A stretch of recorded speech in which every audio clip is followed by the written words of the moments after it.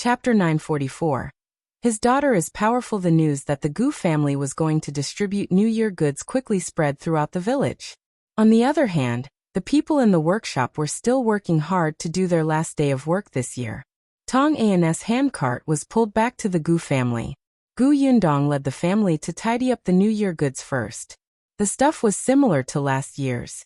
It was also pork cloth and sugar, but last year's brown sugar had turned into white sugar. In addition, everyone had a piece of pastry bought from the county city. It had been ordered long ago. When the Gu family saw that the courtyard was filled with food, their eyes were filled with surprise. Gu Dafeng sighed.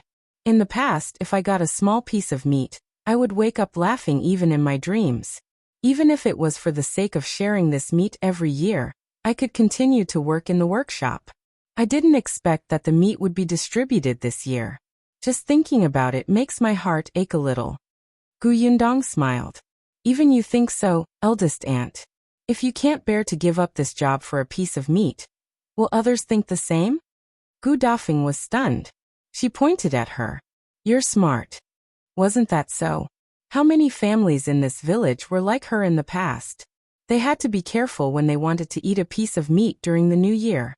There were not many bosses like Gu Yundong. After distributing the items, Gu Yundong planned to make a trip to the workshop. She had yet to tell everyone about the gathering. On the other hand, Gu Dajiang was quite curious about this annual party. He followed Gu Yundong to the workshop. Your annual party is quite interesting. How did you come up with it? Well, could Gu Yundong say that she did not think of this? She turned around and met Gu Dajiang's curious gaze. She could only swallow. Then she said in all seriousness, Father, here it goes. We're all at the dining table when we discuss business. Your classmates often arrange to eat and talk together, so when it comes to socializing, eating and drinking are the most suitable. Everyone usually just works hard.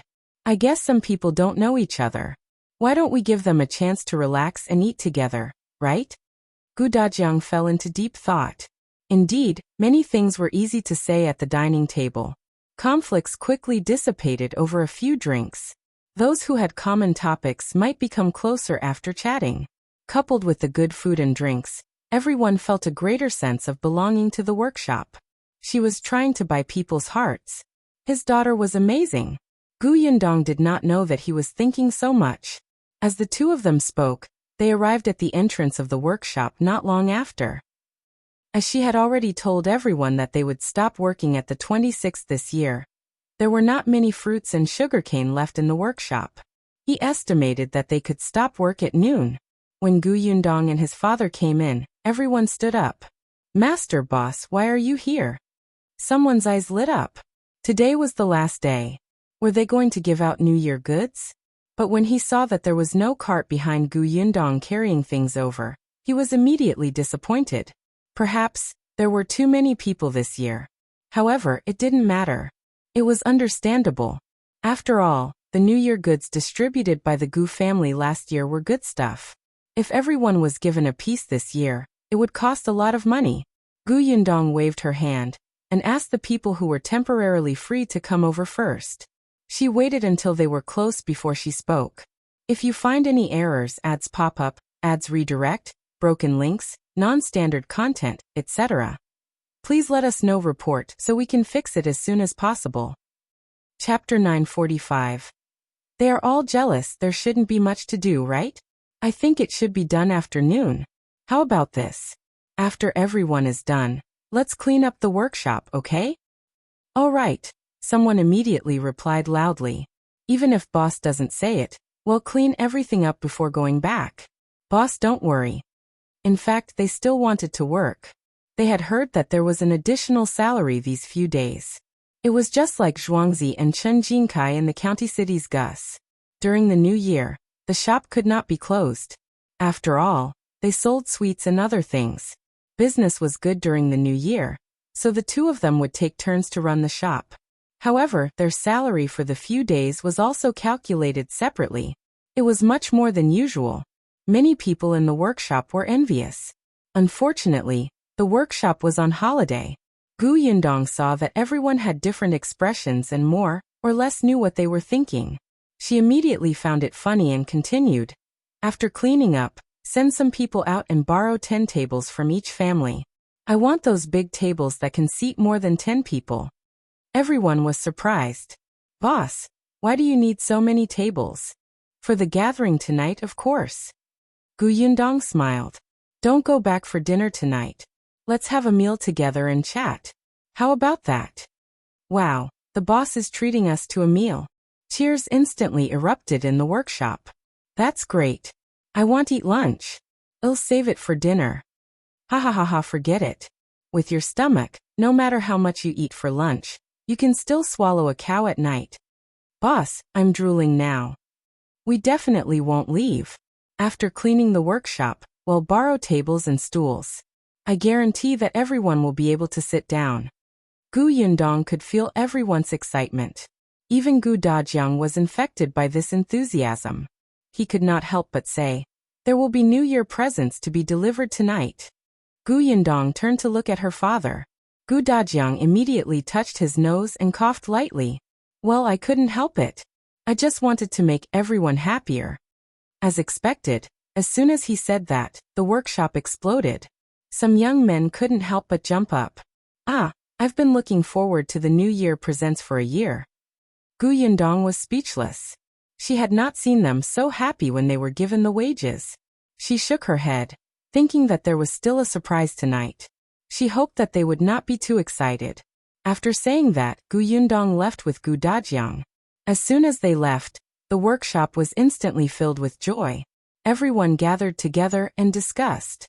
Helpless, Tongan walked out and said, Aren't you going to work? The earlier you finish your work, the earlier you can eat dinner. Everyone instantly dispersed. Now they were full of energy, and even their efficiency was almost twice as fast as before. Before noon, the work in the workshop was done. Everyone started to clean up happily. The men took buckets to the river and fetched water. They went back and forth a few times, washing the entire workshop until it was spotless. Even the floor was clean. Seeing how happy they were, some villagers couldn't help but pull them back and ask. When the villagers found out that they were to have a dinner gathering tonight, the villagers couldn't be more jealous. If you find any errors, ads pop up, ads redirect, broken links, non-standard content, etc., please let us know. Report so we can fix it as soon as possible. Chapter 946. They are all here this time. The news of the Gu family's workshop not only distributing New Year goods, but also holding a party spread. Many people had tears in their eyes as they stuck their heads out of the workshop. They really wanted to follow and take a look. When the cleaning of the workshop was almost done, everyone saw the people in the workshop happily moving tables and chairs. Their arrogant appearance made people grit their teeth in envy. Yundong hired a few women from the village to help cook a delicious meal. The fish, rice, and noodles were brought to the kitchen of the Gu family's workshop without hesitation. This included Madame Zhou and her daughter-in-law. Coincidentally, Chunliang's family could eat here. As Chunliang was the village chief, Yundong had to invite him. In addition, Chen Jinkai and Chen Jinbao were both working in her own workshop, and Niu Dan had been invited over by Yinshu long ago. As such, there were only Madame Zhou and 2 more people left in the Chen family. They might as well all come over. Lan Huar was also invited over. As for the others, they were not allowed to bring their families. It was mainly because at this moment, there were really not just 1 or 2 families, but 1 or 2 groups. If they were allowed to bring their families, almost the entire village would have to come. Not only that, but there were also long-term workers from the neighboring villages. The workshop could not entertain them. Dinner started around 4 o'clock. It was dark early in winter, and there were no electric lamps. Even if many oil lamps were lit, the effect was not very good. When it was early in the afternoon, the villagers of Yongfu village were surprised to find another group of people coming from the village entrance. Looking closely, wasn't it Zhao Zhu and his son? Since Yundong was holding an annual party, everyone here naturally had to be present. Although Zhao Zhu and the Shi couple were not in the workshop, they helped her manage the orchard. They were invited along with the helpers they found. There were more than 10 of them in total. Because they had received the news in advance, all of them were in high spirits and could not wait. They had never heard of such an event, but there was a feast that they didn't have to pay for. Who wouldn't be willing to come? They didn't know that there would be New Year presents. In any case, they had to come if there was food. Gu Yundong felt that since everyone was working for the Gu family, they could take this opportunity to get to know each other and prevent conflicts from arising among themselves. That would be troublesome. Later, Zhuangzi and the others returned on the ox cart. Not only them, but also Jiang Bao and the old doctor. Xiao Qingyuan was not around, so Gu Yundong had to help take care of his people, right? As for the shop assistants and shopkeepers in the prefectural city, they were too far away and there was nothing she could do. However, Gu Yundong had prepared large red packets for these people, and would distribute them after the new year. The people in the village watched as they went to the Gu family workshop in waves. They were already so envious that they lost their temper. In any case, many people were surrounding the workshop and trying their best to look inside, especially some children. Seeing that the tables were already set, Gu Yundong got someone to bring a lot of melon seeds and peanuts for them to eat first. When a child ran in, she also gave him a handful.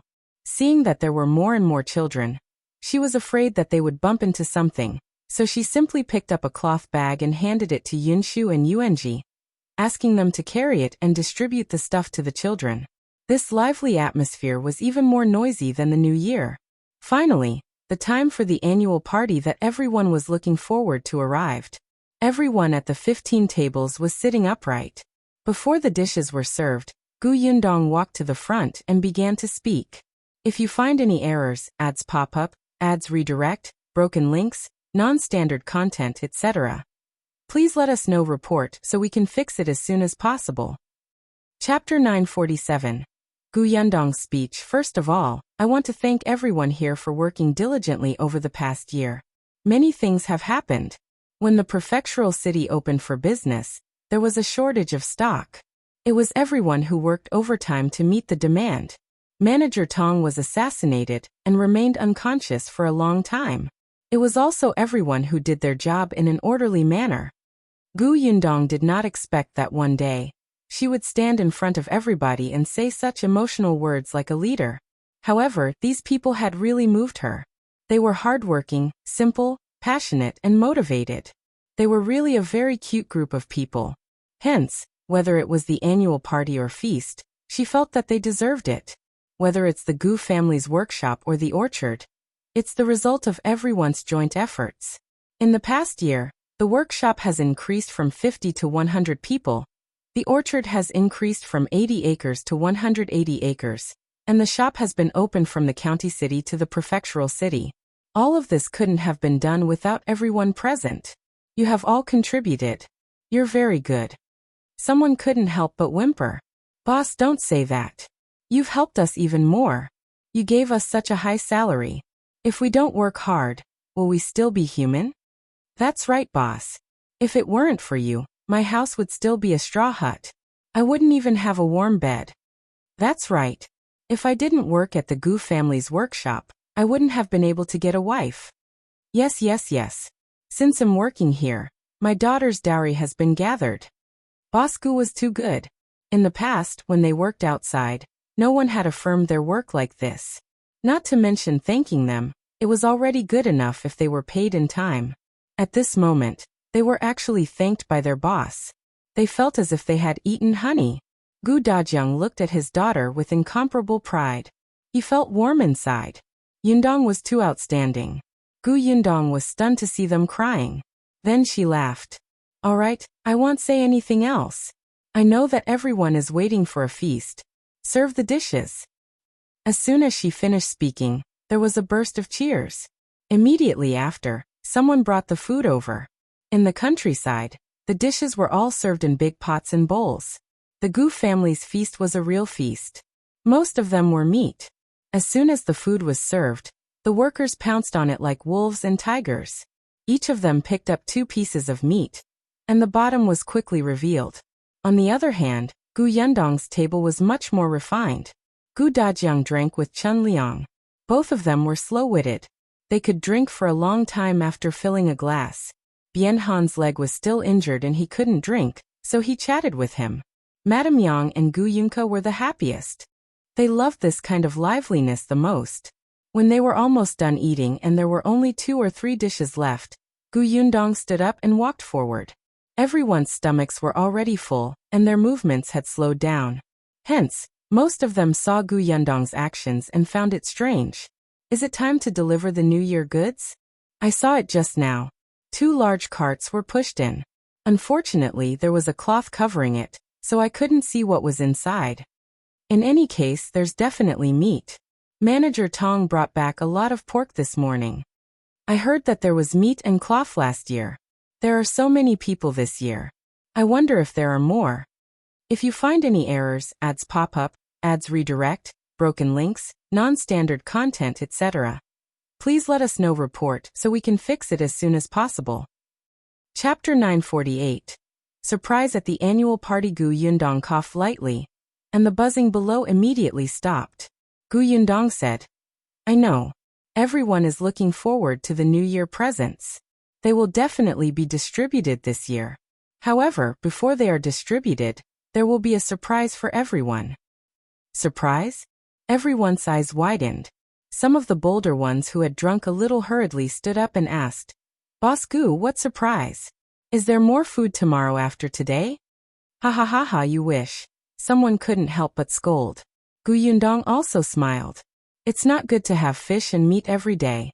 The surprise I'm talking about is this. As she spoke, she glanced at Tong Shuitao, who immediately handed over a wooden box. Everyone looked confused. A wooden box? Could it be that there was something good inside? However, the wooden box did not look big or heavy. What was inside? While everyone was guessing, Gu Yundong had already spoken. There are notes inside. There are words written inside. Now it's up to your luck. Whoever draws the note with the first, second, and third prizes will be rewarded. Wow! There was an uproar below. A lucky draw? There was actually a lucky draw. This was really a surprise, a huge surprise. Alright, now Shuitao will carry the box to every table. You just have to sit in your seats. When the time comes, you just have to reach in and pull out a note. There are a total of 15 rewards this time. 2 for the first prize, 5 for the second prize, and 8 for the third prize. With that, Tong Shuitao carried the wooden box to the first table.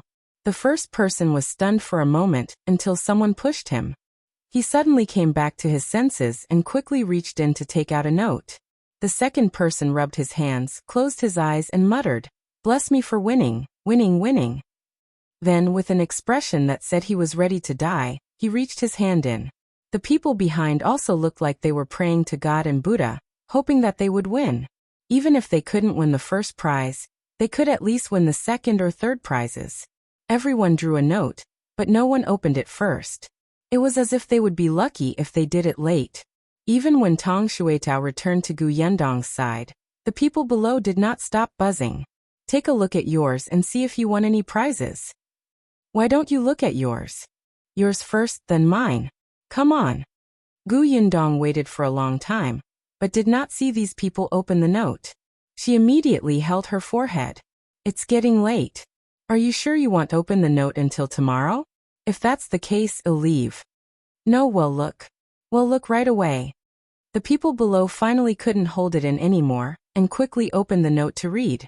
Then voices sounded one after another. Hey, let me see.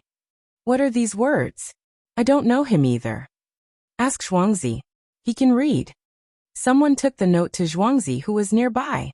Zhuangzi narrowed his eyes and glanced at the expectant person. He sighed and said, These words are thank you for participating. That person was a little confused. What does it mean? It means you didn't win the lottery. Ah! The person immediately wailed and slapped his hands hard. Bad hands. Why can't you even get the third prize? Gu Yundong saw that many people couldn't read, and did not know what it meant. She immediately explained, It's okay if you don't know the words on the paper. Count them. If it's 4 words, you don't win the lottery. If it's 2 words, you do. If you find any errors, ads pop up, ads redirect, broken links, non-standard content, etc., please let us know report so we can fix it as soon as possible. Chapter 949. What's the prize? As soon as Gu Yundong finished speaking, someone jumped up. Ah, I won. I won. Although he couldn't read, He knew how to count. Immediately after, voices rose and fell in the crowd. I got it too. Haha, I got it too. When most people saw the words in their hands, they sighed. Then, they shifted their gazes and looked enviously at the people who had won the lottery. Yundong said, "Winners, please come up first." A few people in the crowd walked forward excitedly. There were 15 people. 4 were women, and the rest were all men. After all, the percentage of male workers was relatively large. They held the notes tightly in their hands. Their faces were slightly red from excitement, and their eyes were strangely bright. They handed the notes to Tongan and asked him to tell them the prize they had won. After all, they could not read. It just so happened that a woman and a man won the first prize. The woman was from the neighboring village.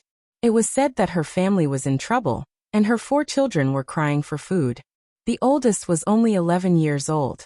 The man in the family was not in good health, so he could only do some simple work. Later on, this woman entered the Gu family's workshop and got paid. Only then did her family's life gradually improve. She did not expect her luck to be so good that she won the first prize. Someone said softly, "Mrs. Sun's bitter life has finally come to an end. Ever since she entered the Gu family's workshop, her luck has also come." Yundong thought that Mrs. Sun would definitely like this prize. As for the other first prize winner, he was from Yongfu village. His family background was alright.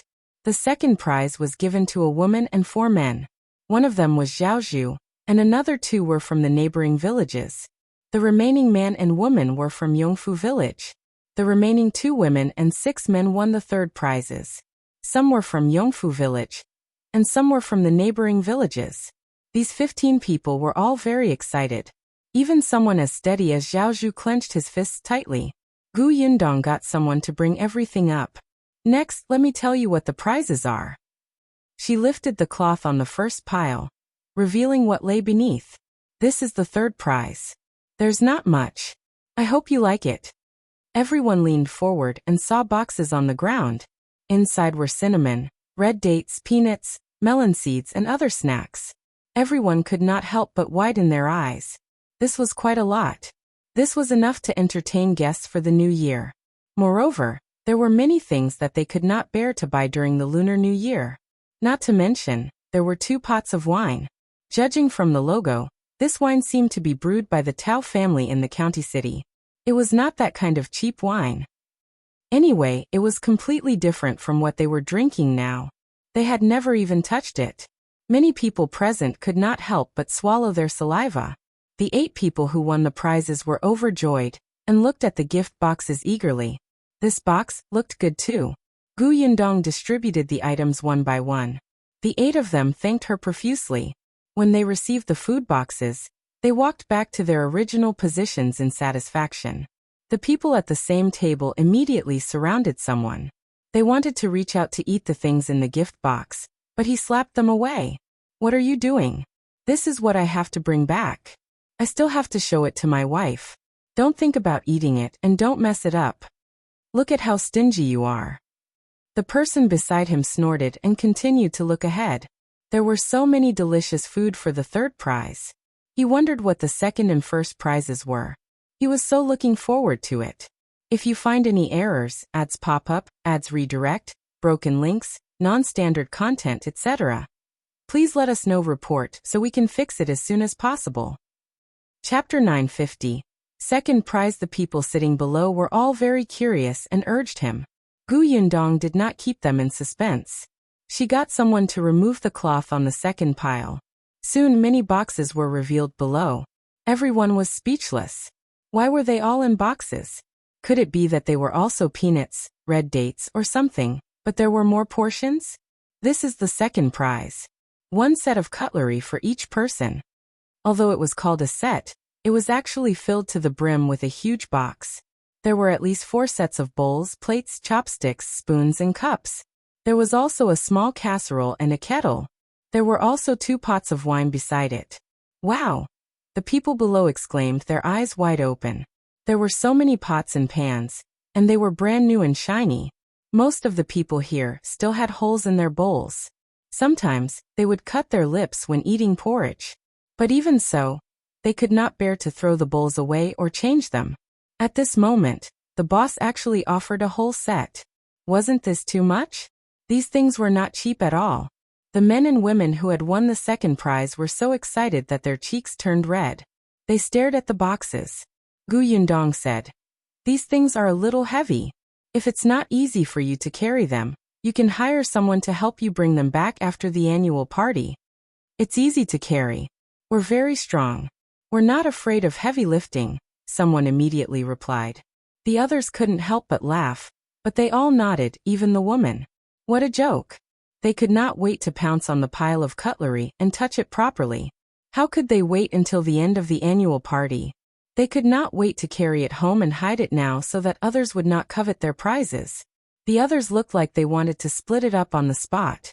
The corners of Yundong's mouth twitched. She did not care anymore and asked them to go forward and get one for themselves. These things were quite heavy. In addition, the wooden box containing the cutlery was not light either. If she distributed them one by one, she would probably die of exhaustion. However, the people who won the prize were not afraid of getting tired at all. They went forward and squatted on the ground. They carefully touched it first and then began to whisper to each other. "This bowl is really flat. It's smooth to the touch. It's not rough at all. If I take it back, I won't even be able to bear to use it. Look at these chopsticks. There are even carvings on the top. It's not cheap. So much. It's not cheap at all." The bowls that Yundong bought were all clay bowls that were suitable for them. She had originally considered porcelain bowls, but she was afraid that if they were given out, no one would use them and they would only be locked up. That would be meaningless. However, even if they were just clay bowls, the quality was very good. "Hey, are you done? If you've seen enough, come down quickly. We're still waiting for the first prize. Don't delay others." The people below couldn't take it anymore. These second prize winners were simply too detestable. Not only did they receive the award, but they also had to show off in front of the audience. They even pointed their butts at the audience. The audience simply wanted to rush up and beat them to death. Only then did they cough lightly and stop discussing. They quickly picked up their boxes. But it was really quite heavy. Therefore, other than the few men who carried it down one by one, the woman was in a difficult position. In the end, it was Tong Shuitao who helped her carry it to her own seat. If you find any errors, ads pop up, ads redirect, broken links, non-standard content, etc., please let us know report so we can fix it as soon as possible. Chapter 951. First prize. After receiving the second prize, only the two people who had drawn the first prize were left. The two of them became inexplicably nervous. It was such a cold day, but their palms were drenched in sweat. Yundong asked someone to remove the last piece of cloth. Everyone felt that the last pile was especially big. They thought that there would definitely be a lot of prizes. As expected, as soon as the cloth was lifted, everyone's eyes widened. This time, the prize wasn't contained in a box because it really couldn't fit in. Yundong said, "This is the first prize. There's a tin caddy quilt, a mattress, a mat, a tent, and a pillow. Each person has 2 sets of these. There are also 2 pots of wine and a bag of tea leaves." Wow! A loud exclamation suddenly erupted from below. Everyone's eyes widened. A tin caddy quilt? There were also other things, and there were actually 2 sets? They were so jealous that their eyes turned red. They looked at the 2 people who had won the first prize and wished they could swap places with them. Compared to the third and second prizes, this first prize was really generous. For example, most of the quilts in their families were only 5 caddies. At most they were only 8 caddies. 10 caddies. It looked big and brand new. It would definitely be very warm if it covered them. In such weather, it was no different from sending charcoal in the snow. They wanted it very much. Many people subconsciously reached out their hands. Some even went up directly. If Yundong had not been standing there, they would have touched the prize. These things were not cheap. Not to mention the quilt. Even the mattress was thicker than the hard blanket they had used for a few years. In that case, they could be counted as 4 quilts. Jealousy. Jealousy had changed them beyond recognition. Bad hands, bad hands. Why didn't they get the first prize? Why? Mrs. Sun, who had won the first prize, had reddened eyes and almost cried. It was true. What a thick quilt that contained 10 caddies of cotton. Her family was already in a difficult situation. There were only 2 thin blankets at home, one for her and her husband and one for the children. In the winter, they could only cover all their clothes with them, but even so, they would often wake up in the middle of the night from the cold. Originally, when she entered the Gu family workshop this year, she finally had some money saved. She planned to buy some cotton after her salary was paid, so that she could stuff the blanket and make it thicker. Because of this, she did not even buy any New Year goods. She did not expect her luck to be so good that she directly drew 2 quilts. That was great. With 2 such thick quilts, her husband and she could have one and her children could have the other. Finally, the family could sleep soundly. Mrs. Sun could no longer hold back her tears. Gu Yundong was stunned for a moment. What's wrong, Mrs. Sun? Don't you like the quilts? If you don't like them, you can ask someone else if they're willing to exchange them with you. Or, no, I like them very much. Thank you. Thank you, boss. Mrs. Sun hurriedly said, I'm just too happy. The people below laughed. Boss, your prize is in her heart. That's right. Boss, you know us too well. Only then did Gu Yundong feel relieved. She said to Mrs. Sun, there are a lot of things and they're very heavy. Can I get someone to carry them back for you later? Yes, thank you. Mrs. Sun was so happy that she could not say anything. Not only him, but the other man who had also won the first prize was also very excited. If you find any errors, ads pop up, ads redirect, broken links, non-standard content, etc., please let us know report so we can fix it as soon as possible. Chapter 952. New Year's goods for everyone. He didn't lack quilts, but he really didn't have one that weighed 10 caddies. These quilts were especially beautiful. Coincidentally, his daughter was about to get married. This quilt would be a great honor for her as a dowry, and the color was festive. And that wine and tea leaves were all good things. What should he do? He could not bear to take them out to drink on his daughter's wedding day. However, he quickly said to Gu Yundong, Boss, thank you so much. Gu Yundong waved her hand. Since you both like them, I'm relieved. Leave the things here first. When you get back, you can get someone to help carry them back. Sure thing. The 2 of them did not touch it. After all, they could not bear to. Their hands were too rough. What if they broke it? However, when they returned to their seats, the people around them surrounded them. All of them were very enthusiastic and said that they wanted to help carry the prizes home. In fact, they wanted to take a closer look and touch the prizes. There was a lot of noise below. They were too happy about winning the prize. Whether it was the first, second, or third prizes, they were all envious. Initially, Gu Yundong had thought that the first prize could be a cow or a donkey. After all, many companies in the modern era had cars for annual party prizes. Later on, she thought about it and decided to forget it. Hers was just a small workshop, and it was the first annual party. What would she do in the future if she were to give away cows and donkeys now? Therefore, after pondering for a while, she decided to give them something practical. Judging from their reactions, they should be very satisfied. Alright, the lottery is over. Next, everyone will have a share of the New Year goods. As soon as Gu Yundong spoke, the people below instantly fell silent. As soon as they heard about the New Year goods, everyone immediately sat up straight. After all, these were really in their hands and had nothing to do with others, so there was no need to be envious. Therefore, getting the New Year goods was more important. Soon Tong'an and Tongping pushed the cart over. It was filled with meat, and everyone's eyes lit up instantly. Even though they had just finished eating a big meal, they could not help but swallow hard. Several ways to cook pork flashed across their minds. 2 caddies of meat for each person. Everyone, don't be anxious. Everyone has a share. Gu Yundong led the Gu family in pieces of pork. Everyone was distributed.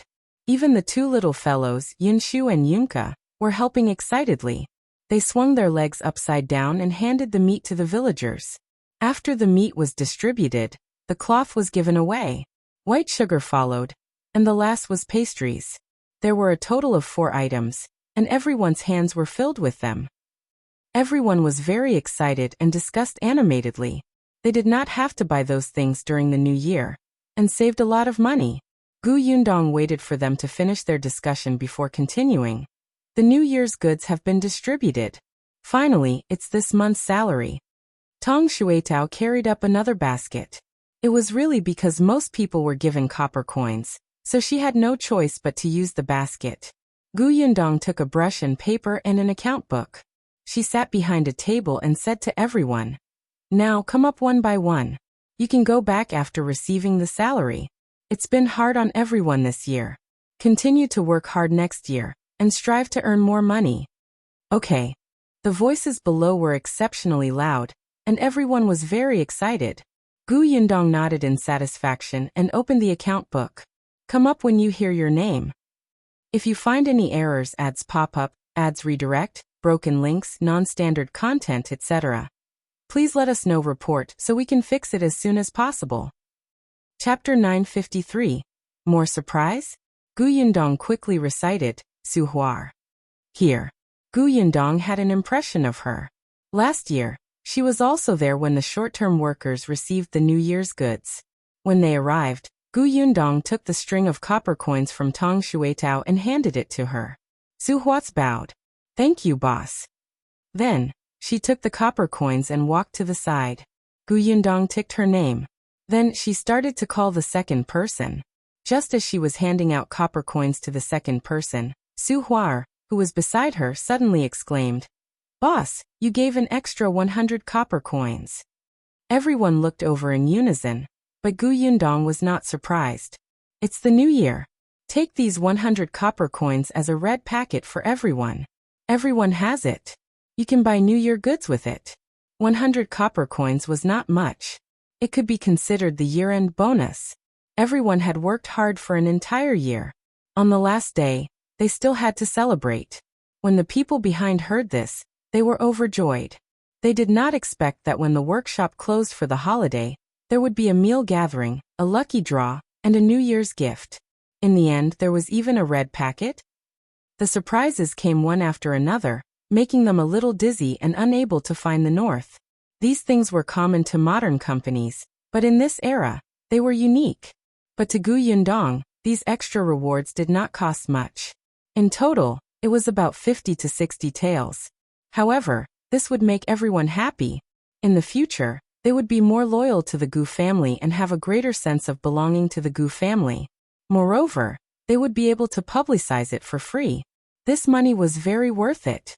The pay was distributed one by one. Everyone could not help but count it again and again. It was not that they did not trust Gu Yundong and were afraid that they would be paid less. They just could not resist the desire to count the money, especially when they had an extra 100 copper coins. They felt so good. The Zeng couple, the Shi couple, Zhao, and the other managers were the last to be paid. Their salaries were high, so they were directly given silver. Everyone was a little envious when they saw this. They thought that if they worked harder, they would be able to touch silver when they became managers in the future. However, none of these people left after receiving the money. Gu Yundong found it strange. Then she saw that everyone was busy. The tables were cleared, the stools were cleared, and the women were tidying up the pots and pans and cleaning the ground. Gu Yundong immediately smiled. Whether it was New Year goods or red packets, they were indeed worth it. In just a short while, the workshop returned to its original state. It was clean. The tables and chairs had all been returned. Everyone stood in front of Gu Yundong again with the New Year goods in their hands. They waved at Gu Yundong. "Boss, we wish you a happy New Year in advance. We'll take our leave first." Gu Yundong waved her hand. "Happy New Year to you too. See you next year." Only then did everyone turn around and leave. The weather outside was very cold and dark, but the people who came out of the workshop were all overjoyed and warm. The families of the people from the neighboring villages who lived further away came to pick them up. Mrs. Sun's husband was also here. Although he was not in good health, it was fine for him to go out. At this moment, he saw Mrs. Sun carrying a large pile of things in her hand. There were actually quilts? Her husband's face was filled with shock as he hurriedly went up to her. Mrs. Sun was very happy to see him. She said with a face full of joy, "Husband, we drew the lottery today. I won the first prize. Look, there are 2 big quilts and beddings and these. If you find any errors, ads pop up, ads redirect, broken links, non-standard content, etc. Please let us know report so we can fix it as soon as possible. Chapter 954, New Year Misses. Sun's husband was stunned. He subconsciously took a quilt and it, unable to come back to his senses. The people beside her had already started talking at once. Your wife is lucky. You don't know that there were only 2 people who won this prize. Your wife was one of them. This quilt weighs 5 kilograms. Look, it's so thick. It's thick, it's indeed thick. He nodded blankly. Mrs. Sun raised the New Year goods again. These were also given by the boss. We don't have to buy them for the new year. Someone at the side shouted. Let's go back first. It's already so late. Let's not stand here anymore. Let's go. Gu Yundong gave a few lanterns to the people living in the neighboring villages, and asked them to go back together in case they could not see the road. However, it did not matter to them whether they had lanterns or not. The road was so wide that they could walk as they pleased. It was even more convenient for those from the local village. Many people were still waiting outside. Soon the lively crowd dispersed. Gu Yundong led his parents and siblings back to the Gu house. The door of the workshop was closed. Next, they just had to prepare for the new year in peace. When they reached home, Gu Yundong took out a few red packets and gave one to the Tong family, the Lu family and Shuirong. Everyone thanked her and happily accepted it. When Gu Yundong returned to her room, she wrote a letter to Xiaoqing Yuan and told him in detail about today's annual party. Now that they could not see each other, they could only contact each other through letters. Unfortunately, he couldn't be at home during the new year. She recalled that last year, Xiaoqing Yuan was alone at home. Later, he was called over by Yunshu to set off firecrackers and have New Year's Eve dinner with the Gu family. This year, only Go and the auntie who cooked were in the Xiao family. Gu Yundong also gave them red packets on behalf of Xiaoqing Yuan. The next day, the incident at the Gu family workshop's annual party swept through Yongfu village and the neighboring villages like a violent wind. Everyone was envious when they heard that everyone had New Year's goods and a few big awards. Thus, a new round of inquiring about whether the workshop was recruiting people began again. Unfortunately, Gu Yundong was not recruiting for the time being. Even if she wanted to recruit, she had to expand the workshop first. In the following days, the Gu family began to prepare for the new year. They cleaned the house, made tofu, killed chickens and fish, and made dumplings. Everything was warm. On New Year's Eve, the family gathered together with smiles on their faces. Gu Yundong recalled last year. At that time, her father had not been found, and she did not know where eldest Aunt Gu was. Yuanji was suffering in old Gus' house. Now apart from Uncle Gu, her family was finally reunited. Gu Yundong believed that they would be able to find younger uncle sooner or later. This was her first wish for the new year. The dinner was very sumptuous. After eating, everyone went to set off firecrackers. Since Xiaoqing Yuan wasn't around, Gu Dajiang was the one who lit the firecrackers. Gu Yundong held the little girl in her arms and listened to the crackling sounds. She looked at Yunshu and Yuanji jumping around and could not help but smile. After the firecrackers were released, Yunshu and Yuanji ran in to move the fireworks out. The two of them were bold enough to light the fireworks themselves. The fireworks rushed into the sky with a bang and exploded. The people in the village looked up one after another. The children's voices were especially cheerful. The crowing of chickens and barking of dogs made the night in Yongfu village seem like a busy city. After the fireworks ended, fireworks exploded in the sky on the other side. If you find any errors, ads pop up, ads redirect, broken links, non-standard content, etc., please let us know report so we can fix it as soon as possible. Chapter 955. Gu Yundong is also a junior who is doted on. The Gu family could not help but turn their heads and look in the direction of the fireworks. Yunshi's eyes lit up. She jumped and said, "It's Niu Don house. It must be his house that set off the fireworks." Gu Yundong smiled and nodded. It was indeed in the direction of Chen Liang's house. It seemed that the Chen family had earned a lot of money this year and was extravagant. After New Year's Eve, it would be New Year's Day the next day. It was different from last year. Last year, Gu Yundong could only give out red packets. The only red packet that was given to her came from Xiaoqing Yuan. She had placed it in a box and kept it in the space. This year, when Gu Yundong woke up, she received red packets from her parents, aunt and father. Looking at the red packets in front of her, Gu Yundong's eyes burned. This was the first time in many years that she had received a red packet from her family and elders. Gu Yundong felt that her life was complete. She put away the complicated and sour feeling in her heart, and reached out to take them. Thank you, father and mother. Thank you, eldest aunt and uncle. Happy New Year. Gu Dajiang patted her head. Happy New Year. I hope you'll be healthy and safe in the new year. Be happy every day. As he spoke, he felt a little reluctant. Gu Dajiang had a feeling that this year might be Yundong's last year receiving red packets as an unmarried girl. Next year, she might even have to bring Xiaoqing Yuan along. Thinking about it, he started to dislike Xiaoqing Yuan again. Fortunately, Xiaoqing Yuan wasn't present this year. Otherwise, he would definitely receive Gu Dajiang's angry glare. Immediately after, Gu Dajiang gave a few more red packets to the younger ones. This time, it was not Gu Yundong's turn to give away red packets. She was also a junior now who had parents, aunts, and uncles to dote on her. After Yunshu, Yunka, and the other children received the red packets, they ran out to play with their friends. Not long after, they brought a group of children in to pay New Year greetings. The Gu family had prepared a lot of sweets, sunflower seeds, and snacks. When the children were here, none of them returned empty-handed. Their clothes and pockets were filled. On the second day of the Lunar New Year, most of the villagers started to visit their relatives. The relatives of the Gu family were all at home, so there was no need to travel around. However, there were many people who came to visit. The Gu family stayed at home to entertain the guests. On the third day of the Lunar New Year, the whole family went up the mountain to visit Bien Mulan. It was Bien Han's first time back. It was inconvenient for him in a wheelchair. It was not easy to walk up the mountain, so he could only be carried by a few people. When he saw Bien Mulan's tombstone, he couldn't help but cry. Everyone present felt terrible. They were living a good life now, but Bien Mulan couldn't enjoy it. After crying for a while, the Bien family calmed down a little and went down the mountain.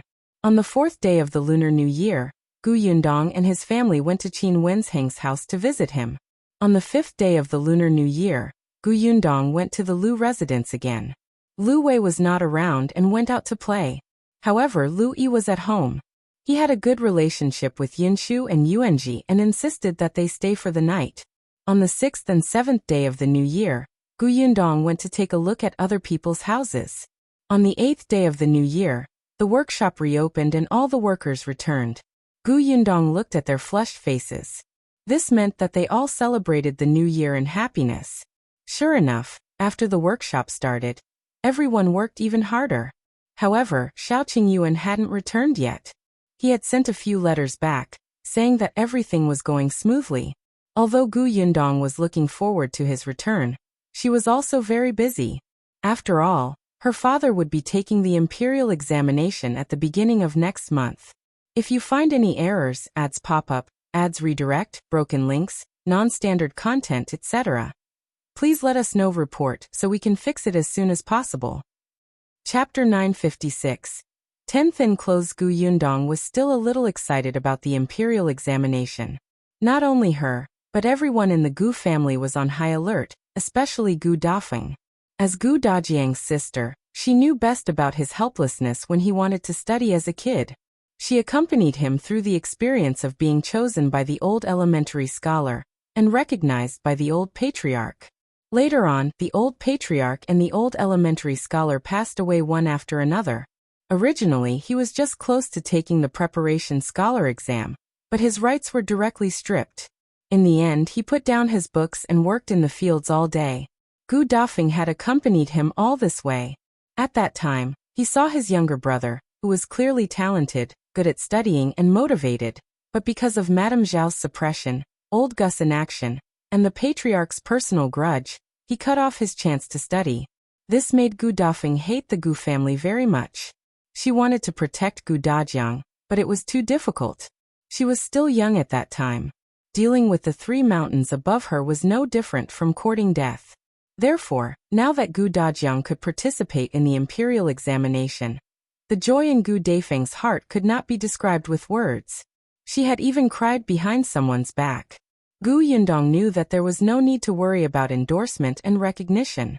With Qin Wenzheng's help, what she needed to think about now was how to let her father perform normally in the examination hall, and strive to pass in one go. The county exam was in February. There were 5 subjects, and each one was only for a day. It was still bearable.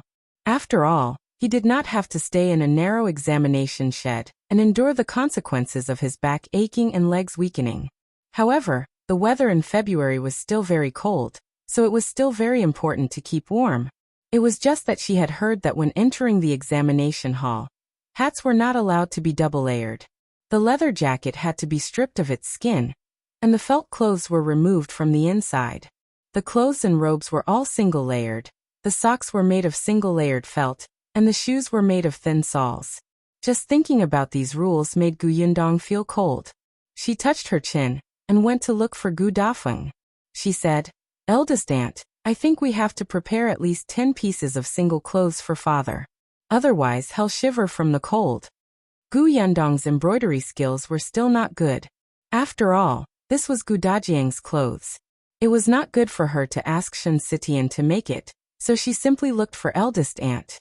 Gu Dajiang happened to walk over. When he heard that, he looked at himself. Single clothes, 10 pieces. "Well, Yundong, the weather is already getting warmer next month, so there's no need for so many," he said. "If I put all 10 clothes on, I'm afraid I won't even be able to straighten my hand. How can I write?" Gu Yundong waved her hand. "It's okay. Make the clothes inside smaller and the clothes outside bigger." "But that's still uncomfortable." Gu Yundong turned around and said solemnly, "Father, it's better than catching a cold. At least wear it when you go in. If it does affect your performance while you're holding the brush, then take it off." His daughter was so concerned about him. It was as if he would hurt her heart if he rejected her again. Gu Dajiang nodded. "All right." Gu Yundong was satisfied. He thought for a while and suddenly slapped his forehead. "I almost forgot." "Forgot what?" Gu Dafeng asked. "Father, each of you has a test tent, right? Moreover, you have to draw lots to determine the location of the test tent?" Gu Dajiang had already asked around. "That's indeed the case. What's wrong?" "I'm worried that you won't get a good spot." Gu Yundong frowned. "Father, what if you get a spot next to the toilet?" Well, what could he do? Acknowledge his bad luck? If you find any errors, ads pop up, ads redirect, broken links, non-standard content, etc., please let us know. Report so we can fix it as soon as possible. Chapter 957. Yundong is right. Gu Dajiang was already mentally prepared, so he didn't think much of it. On the other hand, Gu Dafeng became nervous. "Then what should we do? If you draw a spot beside the toilet, won't you have to smell that disgusting smell for the entire day? How can you write? How can you think? How can you eat?" Gu Yundong nodded and said in agreement. "Also, I heard that some candidates get nervous easily when they enter the examination hall. When they are nervous, their stomach hurts. When it hurts, they have to go to the toilet. If they come a few more times, my father will probably faint from the smell." "That won't do, that won't do.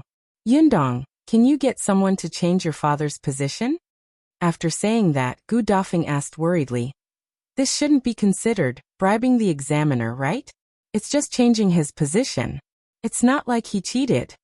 Gu Yundong shook her head. "No, I heard that the examination is especially strict.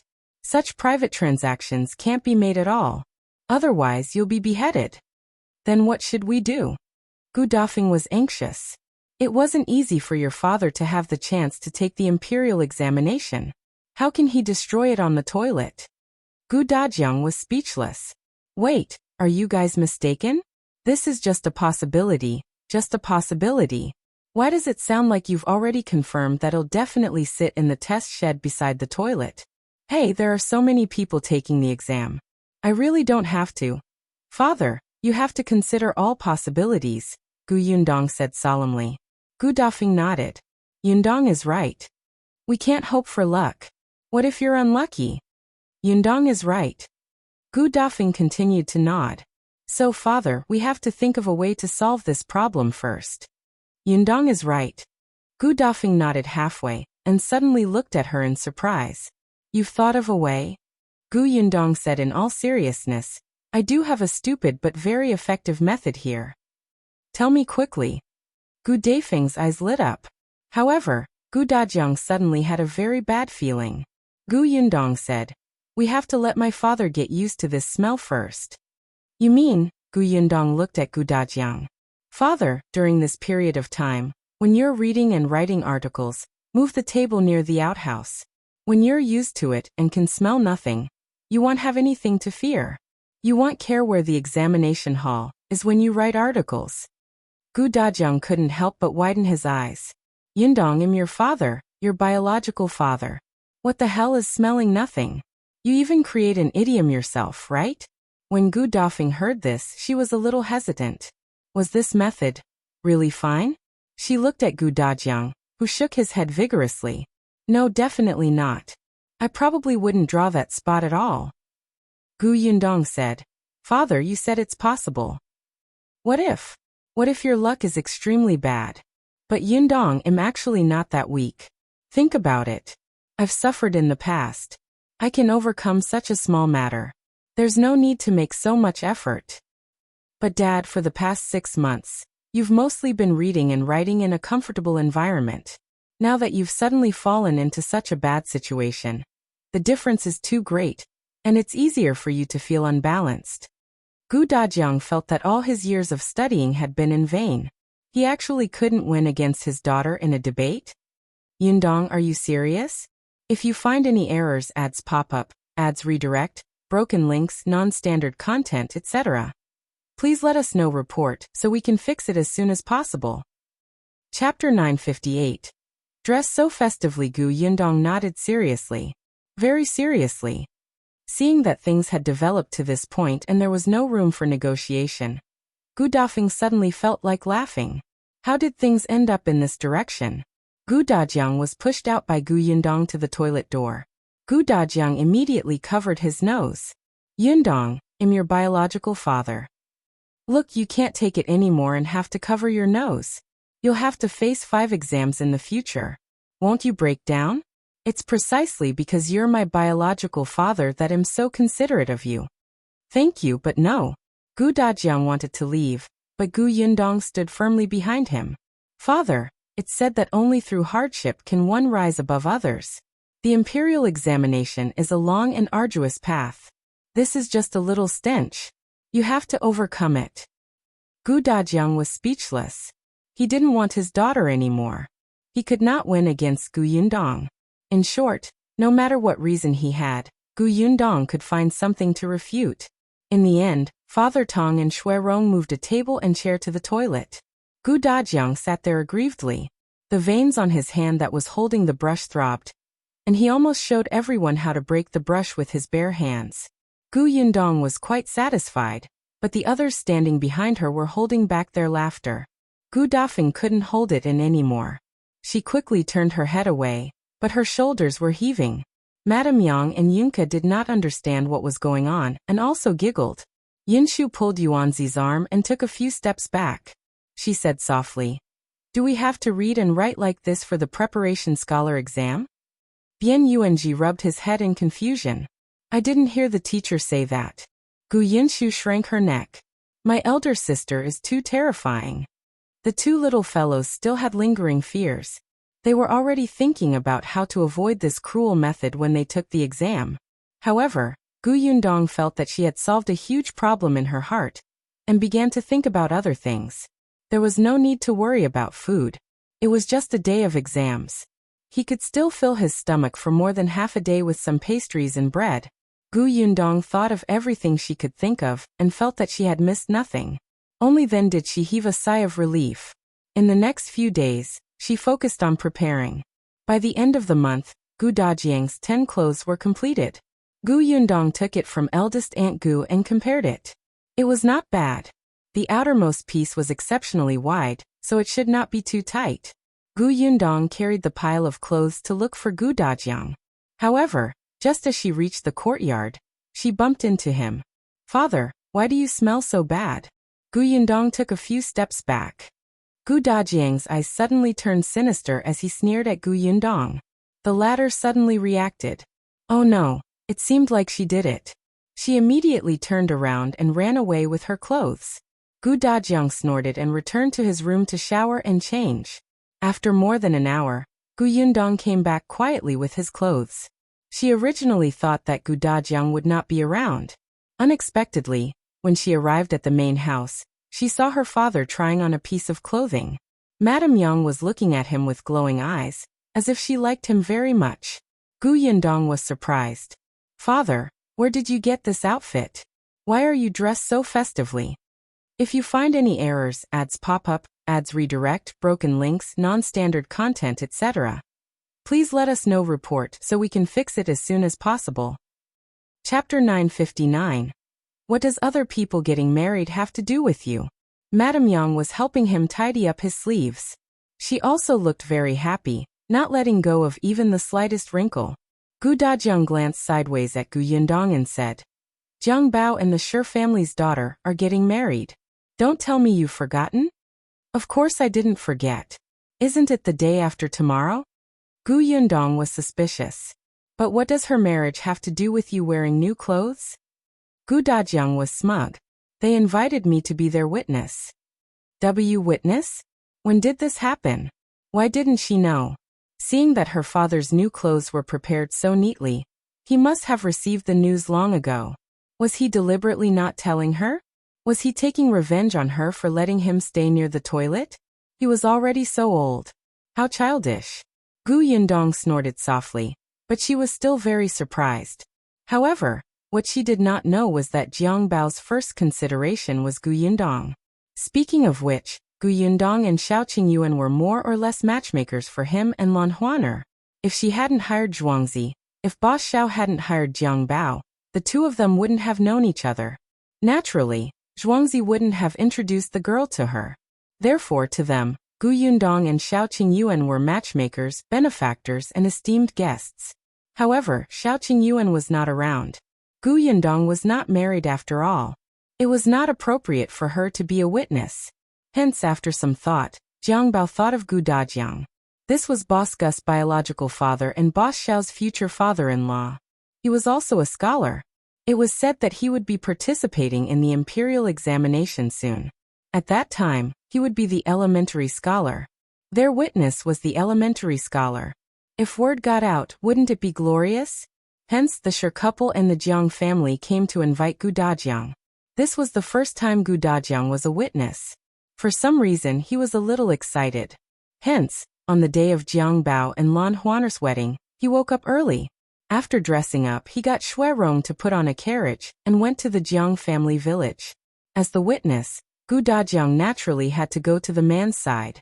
Gu Yundong brought the rest of the Gu family to the Shi residence. Gu Dafeng and his husband did not go.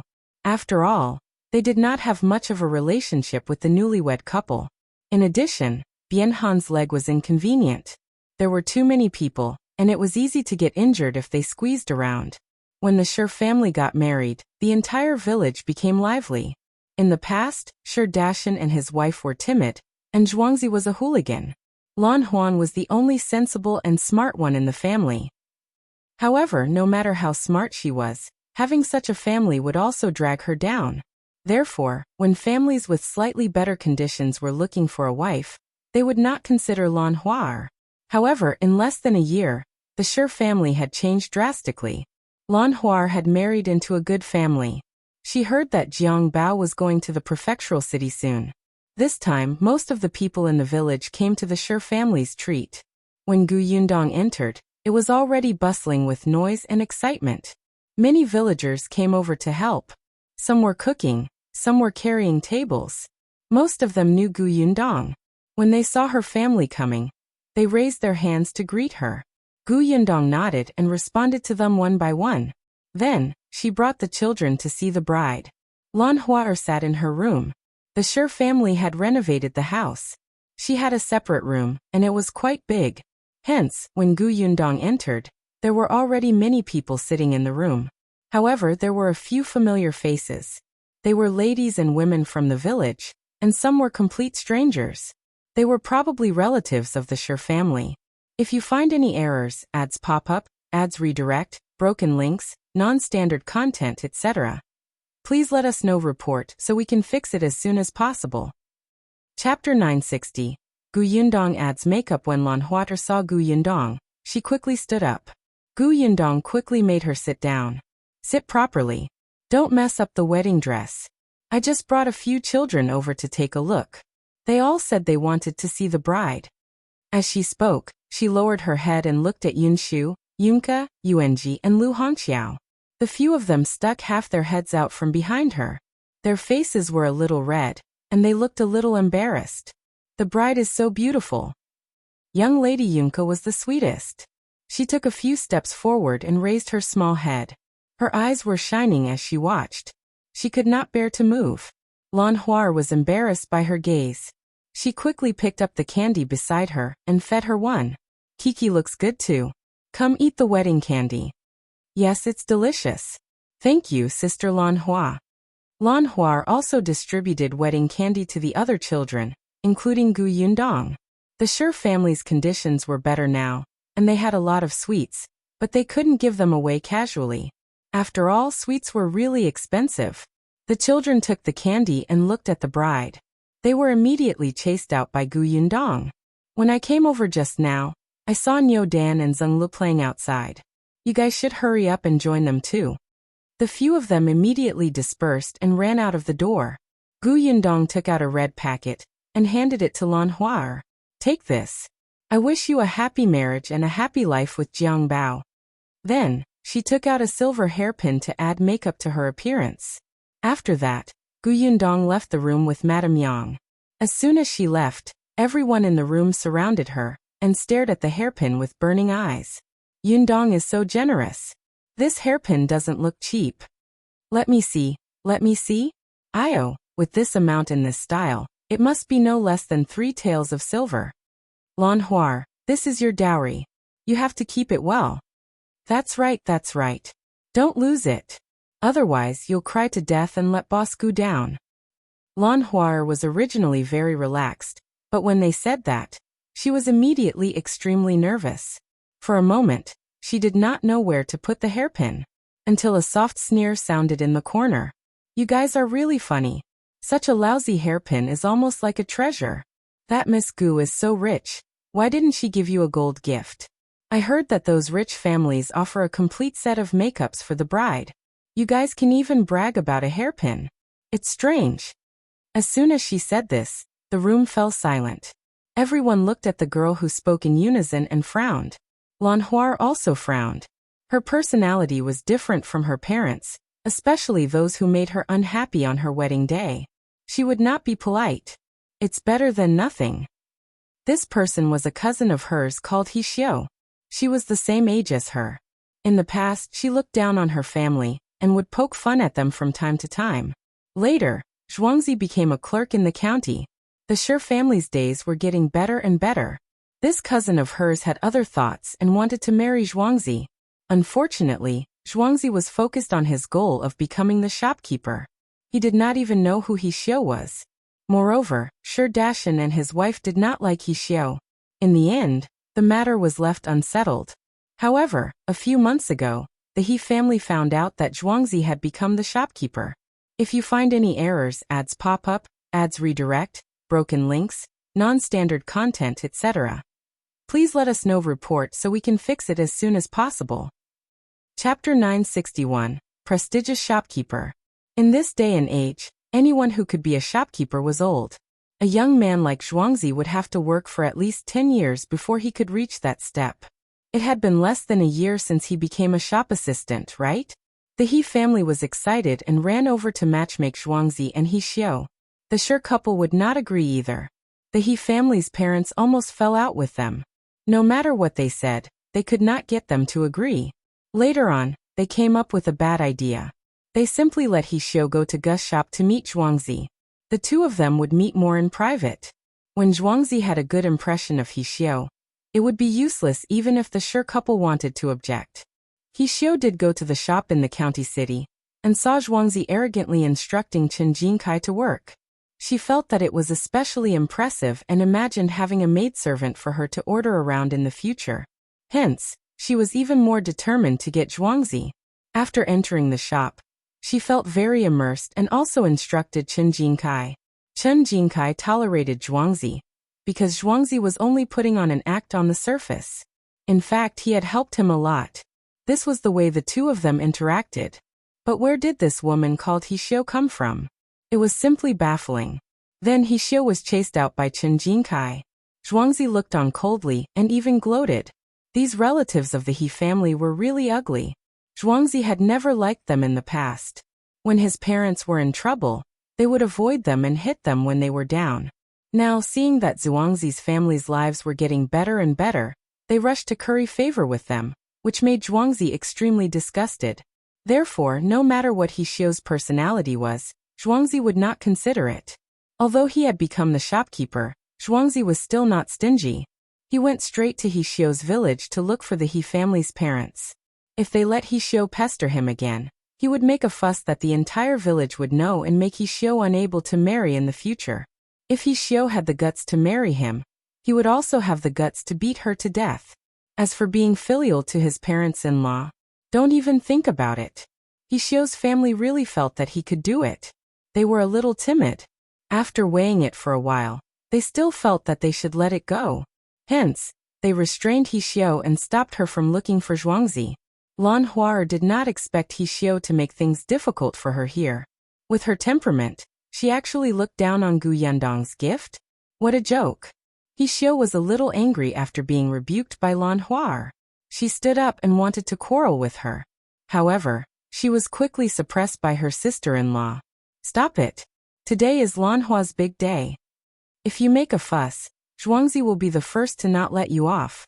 It's not like you don't know Zhuangzi's temper. He Xiu took 2 deep breaths and endured it. In the end, she did not say anything. However, after lowering her head, her eyes darted around and her gaze landed on the hairpin. The He family's sister-in-law immediately changed the topic, and everyone looked away from He Xiu. The chattering in the room quickly became lively again. Not long after, there was a sudden commotion outside. Immediately after, a child ran in and shouted, "The groom is here! The groom is here! He rode a tall horse over. He's so awe-inspiring." Everyone in the room stood up and chuckled as they asked Lan Huar to quickly cover her head. After a while, there was even more noise outside. There were a lot of people in the room. Soon a portion of them went out. He Xiu also squeezed out of the crowd. If you find any errors, ads pop up, ads redirect, broken links, non-standard content, etc., please let us know report so we can fix it as soon as possible. Chapter 962. Madame Yang is a fool. However, no one realized that He Xiu had something in her hand when she went out. Jiang Bao was blocked outside the door by Zhuangzi, Big Qian, and Gosheng. One moment they wanted him to flip around, and the next moment, they wanted him to recite poetry. The onlookers were overjoyed. However, Zhuangzi thought that he knew a few words and even pretended to come up with couplets, causing Yunshu and the children to laugh. Jiang Bao was quick-witted. In addition, he called Go, a skilled person, over to help. Not long after, the people in the courtyard could not stop them and let them in. Gu Yundong stood in the crowd and watched the commotion. She suddenly thought of Xiao Qingyuan. She didn't know when he would be back, but she had received a letter from him 2 days ago. He only said that everything was going well, and that he would try his best to rush back. After all, it was a messenger pigeon. It was not appropriate to write some confidential information on it. Gu Yundong slowly exhaled.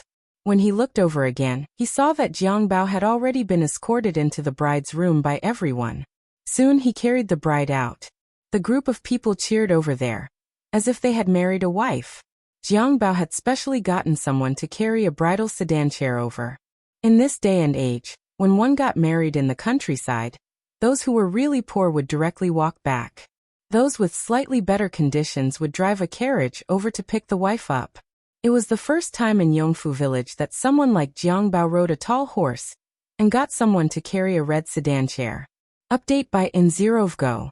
C0. The villagers were extremely envious. especially those young wives. When they thought about how their weddings had been cold and cheerless previously, but Lan Huater could sit in the bridal sedan chair, their hearts itched. Lan Huater will enjoy life in the future. That's right. Who would have thought that the Sher family would have such good fortune a year ago? The Sher family is lucky. They're following the Gu family now. When Lan Huater returns to the family, I heard that Zhuangzi and the Sher family's son-in-law are going to the prefectural city. He Xiu was very disdainful when she heard this. Just wait. She wanted to see if the Gu family would always take care of the Sher family in the future. Lan Huater was taken away. Sher Dajiang and his wife were reluctant, and their eyes were red. Even though Jiang Bao had repeatedly promised to take good care of Lan Huater and not let her suffer, they were still worried. It was only when the bridal sedan was further and further away, and could no longer be seen, that Sher Dajiang turned around and started to call everyone into the courtyard to eat. Gu Yundong sat at the head of the table with Madame Yang beside her. However, Madame Yang was a child. After eating, she got off the table and went to play with Yunka.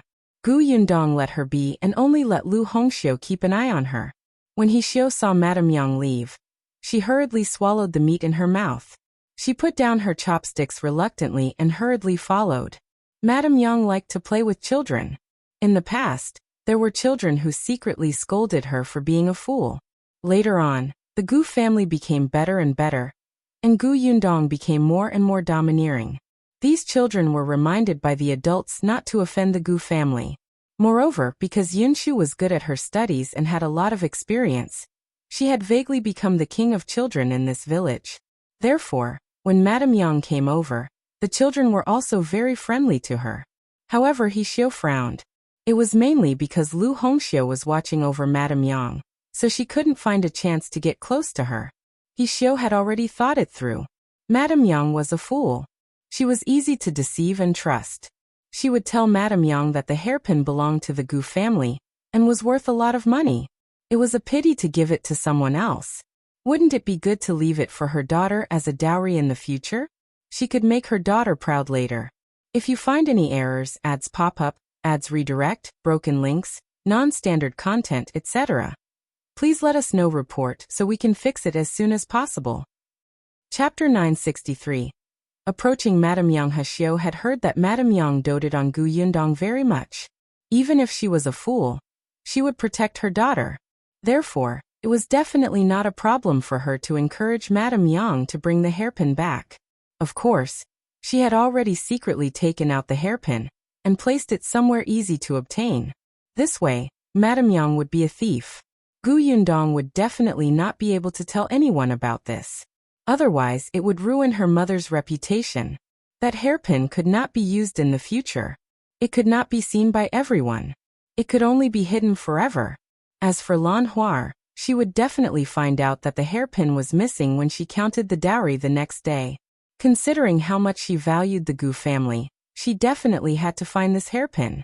Otherwise, it would be difficult for her to explain herself if the Gu family asked about it in the future.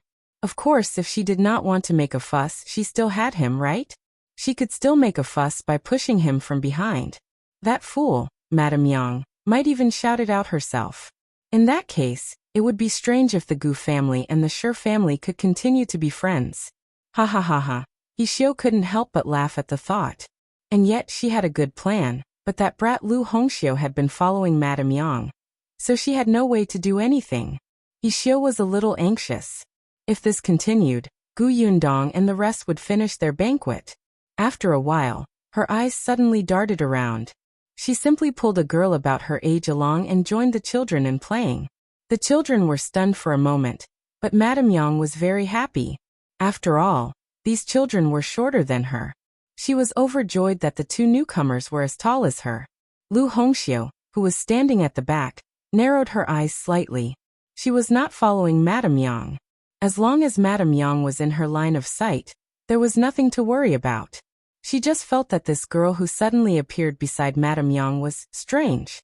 Lu Hongxiu was meticulous, so she paid more attention. Soon, she realized that this girl would come to Madame Yang's side from time to time and mutter. She looked like she was joking, but the scheme in her eyes could not be hidden from her. After all, He Xiu was inexperienced. It was not enough to play tricks in front of Lu Hongxiu. Lu Hongxiu did not know what she wanted to do, and could only watch.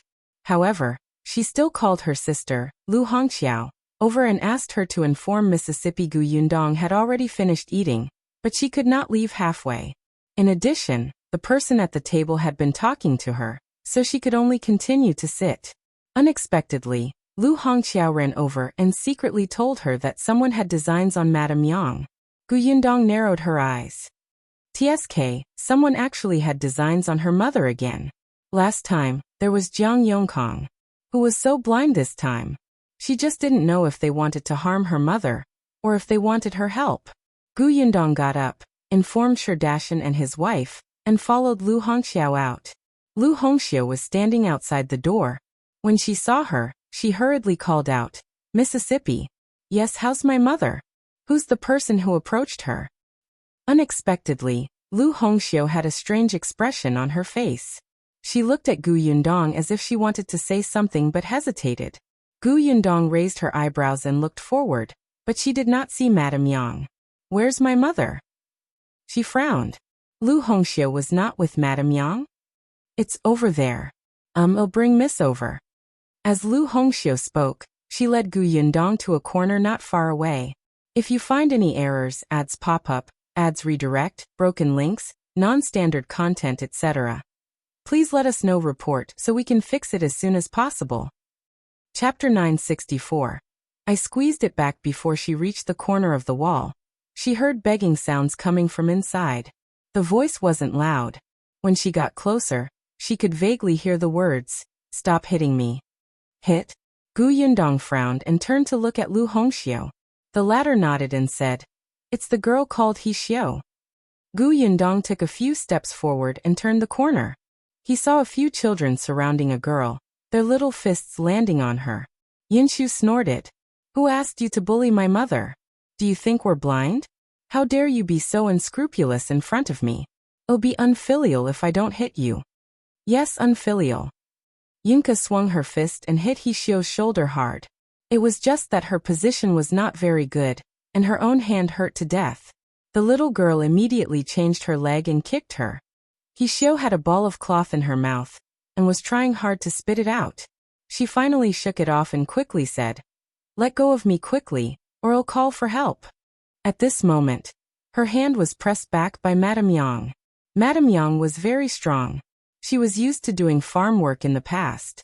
Now that her family's conditions were better, she still liked to do it, especially those potted plants. It took a lot of strength to move them around. There was nothing wrong with restraining a little girl like He Xiao. As for the children surrounding He Xiao, other than Yinshu, Yunka and Yuanji, there were also Zheng Yu, Zheng Lu and Niu Dan from the Zheng family. However, only Yunshu and the other two attacked. The others acted as a wall and surrounded He Xiao. The corners of Gu Yundong's mouth twitched. After watching silently for a while, she finally said, "What happened?" The few of them turned around at the same time. Madame Yang couldn't help but loosen her grip. He Xiao immediately took the opportunity to escape and took 2 steps back. Now that her hands and feet were free, He Xiao immediately said, "Miss Gu, you saw it with your own eyes. I was blocked here by your mother and your brother and sister. Look at my clothes. They're all footprints from their kicks. My body hurts to death. If I walk out now, others will know that they're bullying me with numbers. I'm afraid your Gu family's reputation will be ruined." Oh, the guilty party was the first to complain. Gu Yundong found it funny. "Why did they hit you? What else could it be? Naturally, they flew into a rage out of humiliation because I didn't give in to your mother when we were playing." "Nonsense." Yinshu immediately retorted. She said to Gu Yundong, "Eldest sister, she has ulterior motives. She actually wanted to instigate mother to steal. She has evil intentions. We can't let her off easily." "I didn't," He Xiao immediately retorted. Madame Yang snorted heavily. "Yes, you did. You told me yourself. You said that you wanted me to take back the hairpin Dongdong gave to Laner. That belongs to Dongdong. You even know where the hairpin is."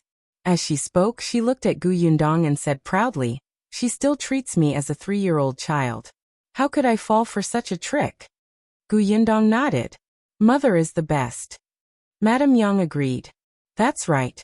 Dong said that what she gave away belongs to someone else. How can I take it back?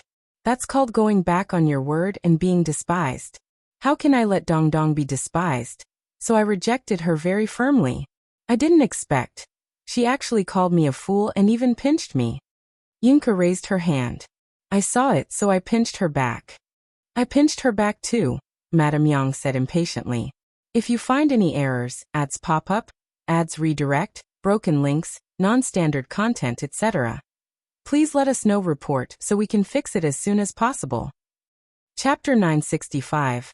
Big sister is right. Yunshu and Yuanji, who were standing at the side, also nodded vigorously. We've all pinched her back. Gu Yundong. Big sis said that we can't be quiet when we're being bullied, especially when the situation is advantageous to us. There are so many of us, and we're on our own territory. I'm also a future martial arts expert. There's no reason for me to not retaliate when someone attacks, right? Yunshu had always treated Gu Yundong's words as a wise saying, and he carried it out very thoroughly. As for martial arts master, this was something he had self-proclaimed. Ever since the accident that almost cost Tong his life, Yunshu had been very active in practicing martial arts with him. Yuanji was the same. However, while Yunshu was very good at studying, his talent in martial arts was really ordinary. Still, he was very hardworking and firmly believed that he would definitely be an expert in the future. Gu Yundong nodded. You're right. As expected of what she had taught him, it was very good. However, He Xiao, who was at the side, almost vomited blood. Indeed, she had only pinched Madame Yang, but that was not serious. It was not heavy at all, and did not hurt her. In the end, these brats had pinched her arm until it was bruised. Even now, she still felt a dull pain. What was worse was that not only did they push her into this corner, but they also taught her a lesson. He Xiao was filled with regret. Madame Yang was not an ordinary fool. Gu Yundong looked at He Xiao. So, you want to scheme against my mother, right? And I gave that hairpin to Lan Huar. It should have gone to the Jiang family with Lan Huar now. Why is it still here? Did you steal it? He Xiao's heart skipped a beat, and she quickly looked up. Unexpectedly, she met Gu Yundong's sharp gaze and immediately defended herself. I didn't, Miss Gu. Do you believe what they say? The children just don't like me and are messing with me. I've never said anything about a hairpin. Never.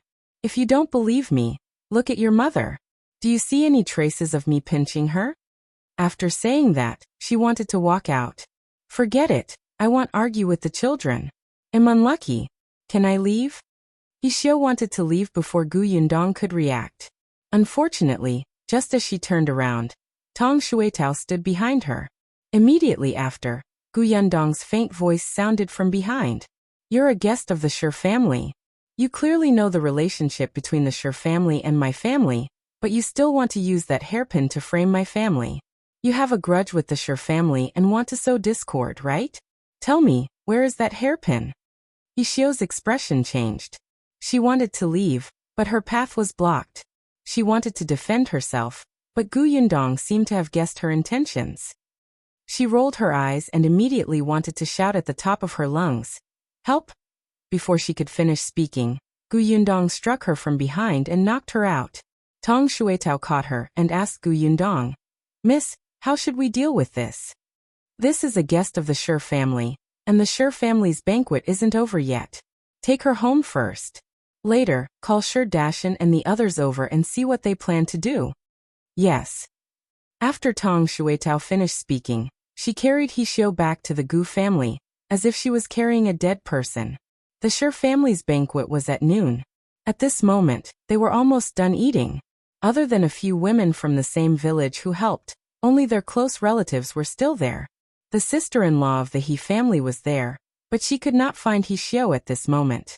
If you find any errors, ads pop up, ads redirect, broken links, non-standard content, etc., please let us know. Report so we can fix it as soon as possible. Chapter 966. Crying from Her Foolishness. The He family's parents also came, but they had something to do at home. They quickly went back after eating, leaving the He family's eldest sister-in-law to find He Xiao and bring her back. However, now that He Xiao could not be found, She immediately became anxious and quickly went to look for Shi Dashan and his wife. It was at this moment that Tang Shuitao came to the door and told them about He Xiu. When Shi Dashan heard that He Xiu had actually schemed against Madame Yang to ruin his daughter's marriage, he was furious. He quickly went to the Gu residence with his wife, He Yi, and brought the He family's eldest sister-in-law along. The He family's eldest sister-in-law was dumbfounded. She only found out what had happened from He Yi on the way to the Gu family. She was so angry that she almost collapsed. She wished she could turn around and go home quickly, so that her in-laws could take her sister-in-law away. What was going on? Was He Xiu's brain damaged? It was fine if she caused trouble for the Shi family. After all, He Yi was her aunt.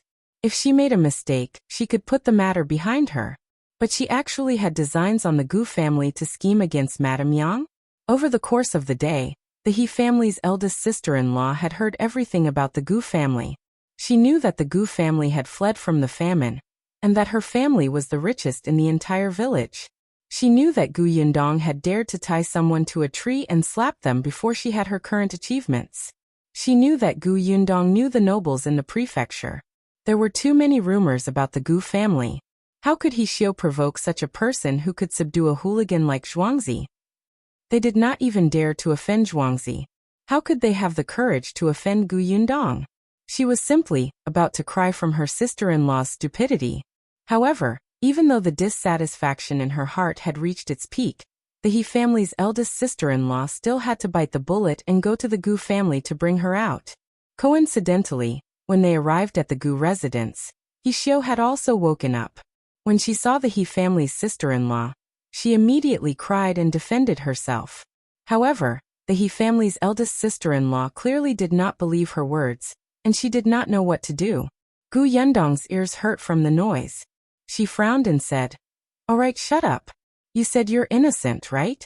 That's simple. There are many people coming and going in the Shi family today.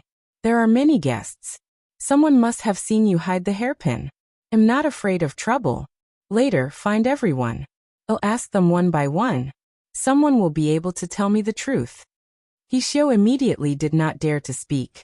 When she hid the hairpin, she had really met a few people. Also, someone had seen the hairpin in her hand before, but they did not look at it very carefully. Moreover, that person was not in Lan Huar's room at that time. He did not know that Gu Yundong had given Lan Huar a hairpin to add makeup, so he did not suspect anything. However, if the matter really blew up and those people associated everything, what could they not understand? Her reputation would be completely ruined. He Xiu was silent. Everyone present knew that she had tacitly agreed. Yi was very angry. She had an honest personality, but no matter how honest she had a reverse scale. Lan Huar was one. This person actually wanted to cause trouble on Lan Huar's wedding day, and even stole the hairpin to frame Madame Yang. Not only did she want to harm Lan Huar, but she also wanted to harm Zhuangzi. He pounced over and started punching He Xiu. "Are you human? Are you human? You're so young, but you're so vicious. I don't have a niece like you." Shi Dashan was also angry, but this was He Ye's niece. He was only a remote relative, so it was not appropriate for him to make a move. If you find any errors, ads pop up, ads redirect, broken links, non-standard content, etc., please let us know report so we can fix it as soon as possible. Chapter 967. Different from what I thought. Hence, only the eldest daughter-in-law of the He family went up to stop her. "Aunt, calm down first. It's indeed He Xiu's fault. Can you get her to apologize to you?" He Xiu dodged twice but failed. She wanted to retaliate, but she was glared at by the He family's sister-in-law. Coupled with Shi Dashan's shout, she allowed He Yi to hit her again. When He Yi was pulled away, Gu Yundong asked, "Uncle Shi, how do you plan to deal with this matter?" Shi Dashan and He Yi looked at each other. How should they deal with it? To be honest, they could not do anything to He Xiu.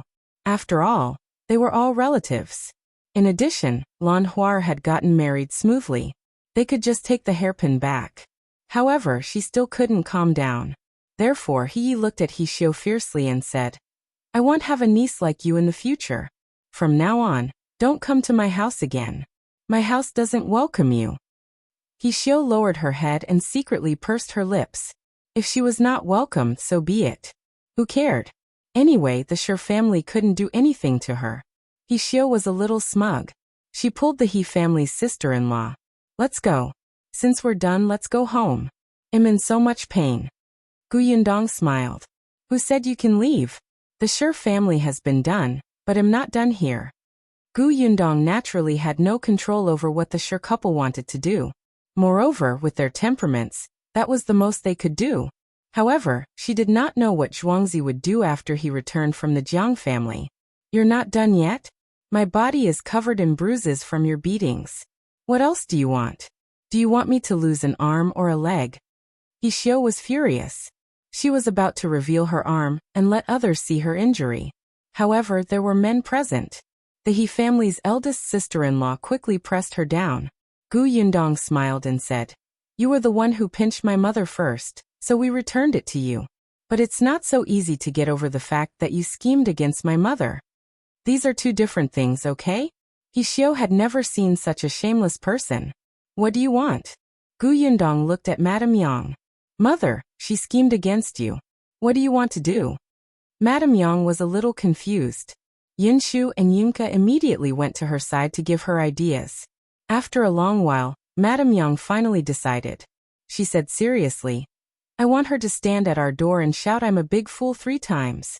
Gu Yundong. So you guys discussed for so long and came to this conclusion? At least ask her for compensation for mental damage, right? But seeing that Madame Yang, Yunshu, and Yunka seemed quite satisfied, Gu Yundong could only rub her forehead and agree. He Xiu screamed. Are you guys crazy? I'm not going. If she did as she was told, how would she have any face in the future? Yongfu village was not far from her village. Later, all the villagers would know. How could she get married? Gu Yundong did not care. If you don't do it, then prepare to go back without an arm or a leg. You're going too far. Don't do things whose consequences are unbearable. If she had not targeted Madame Yang first, Gu Yundong would not have known who she was. He Xiu was unwilling. The He family's eldest sister-in-law quickly pulled her to the side to persuade her. After a long time, He Xiu finally nodded with a red face and trembling body. As expected, she ran to the entrance of the Gu residence and shouted 3 times. Then, before the onlookers could appear, she quickly ran away. Madame Yang, Yunshu, and Yunka were speechless. Why was it different from what they had imagined? Shouldn't there be many people watching the show? If you find any errors, ads pop up, ads redirect, broken links, non-standard content, etc., please let us know report so we can fix it as soon as possible. Chapter 968. Compensation. Gu Yundong wanted to laugh. She shrugged and said, This is your choice. Now they should know that when they wanted to punish others in the future, they should consider it carefully, right? And he had left. But Gu Yundong had also found out the whereabouts of the hairpin from He Xiu. She said to Dajiang and his wife, The hairpin is hidden under the bed in Lan Huar's room. You should be able to find it when you go back. If you find it, bring it over. It's not easy for you to go to the Jiang family. I'll get Shuetao to make a trip and come back with my father and the others. It won't attract anyone's attention. Thank you, boss. Gu Yundong waved her hand. Dajiang and his wife were still a little ashamed. After all, it was their relatives who caused this. If not for the Gu family's bright minds, they would have really suffered. The 2 of them quickly returned home. There were still some guests at home, so they stayed behind to help eat dinner. While Dajiang was entertaining them, he found the hairpin and rushed to the Gu residence. Just like that, a small storm subsided until Zhuangzi returned. He came back very late. As the brother-in-law, he had to stay at the Jiang family's wedding banquet after sending her off. He was forced to drink a lot and was dizzy. He only woke up the next day. Unexpectedly, when he woke up and heard his parents mention the hairpin, he exploded on the spot. After washing his face, Zhuangzi went straight to the He family. He was not someone to be trifled with, especially when it came to the He family, who did not treat them as family at all. He kicked over the basket in the He family's courtyard. Then he asked He Xiu for compensation, but the He family refused. He even scolded Zhuangzi for being unfilial and disrespectful to his elders. Zhuangzi almost broke his hand. In any case, his sister was already married, and he was not in a hurry to get married. He did not care about reputation at all. He directly started fighting with his uncle. He was no match for him at all. In the end, the others in the He family could only give him 1 tael of silver as compensation. Zhuangzi took the silver, and even stole an old hen in the courtyard before he left. This is to calm my parents down. Who asked He Xiao to scare them yesterday? You. Uncle He was so angry that he almost vomited blood. In the future, the He family will have nothing to do with your mother. We won't be relatives anymore. We'll sever our ties. Zhuangzi sneered. I can't wait. Who cares about you guys? He had long wanted to cut ties with them. Ever since the 2 elders of the He family passed away, Uncle He had treated it as if He did not exist. When the Her family was in trouble, the He family had cut ties with them long ago. They had not interacted with each other for more than 10 years. What was the difference from cutting ties? Now that Zhuangzi's family had become rich, they started to rush over to take advantage of them. It was better not to have such relatives. Zhuangzi took the silver and carried the old hen home. When he told his parents about this, Dajiang had the same thoughts as Zhuangzi. However, He's eyes were red and she felt very uncomfortable. No matter what, that man was her biological brother. Now that she had come this far, she felt as if she had been alone when she came to this world. Zhuangzi scratched his head. He did not know how to comfort her, so he simply left the house. He left the old hen behind, and went to the Gu family with the tael of silver. Boss, the He family compensated you with this silver. Take it. Gu Yundong glanced at the silver and took it. If you find any errors, ads pop up, ads redirect, broken links, non-standard content, etc., please let us know report so we can fix it as soon as possible. Chapter 969. Zhuangzi's decision. Zhuangzi scratched his head and said, There's one more thing. What is it? Zhuangzi found it difficult to speak. He could not help but scratch his head again, as if he was organizing his words appropriately. Gu Yundong did not rush him. He went about his own business. After nearly 15 minutes, Zhuangzi took a deep breath and said, Boss, I think I want to bring my parents to the prefectural city too. Gu Yundong was stunned. Bring your parents with you? Yes. Once he opened his mouth, it was much easier to continue. I've asked around.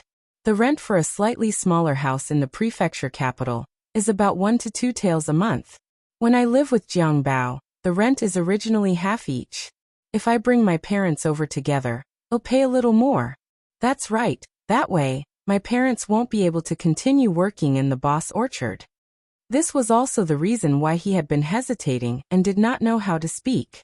Gu Yundong's fingers tapped lightly on the table. She looked up at Zhuangzi and asked, Did you make this decision because of the He family? Zhuangzi said, half and half. One reason is that the He family is not easy to get along with. If I leave, they might cause trouble again. You know my parents. They might hold it in when they are bullied. If we can take a step back, we will. The other reason is that after Lan Huar is married, it won't be easy for her to come home. There's a long journey to the prefectural city, and I can only come back once every year and a half. I'm afraid that they'll be alone at home. It won't feel good. Gu Yundong smiled. Zhuangzi was indeed a filial person. Although his previous actions were repulsive, after he became a hooligan, he did not let Dajiang and his wife continue to be bullied and taken advantage of. She thought for a moment. There's no big problem with the fruit forest. Just let Zhaozhu manage it. If he can't handle it, just hire more helpers.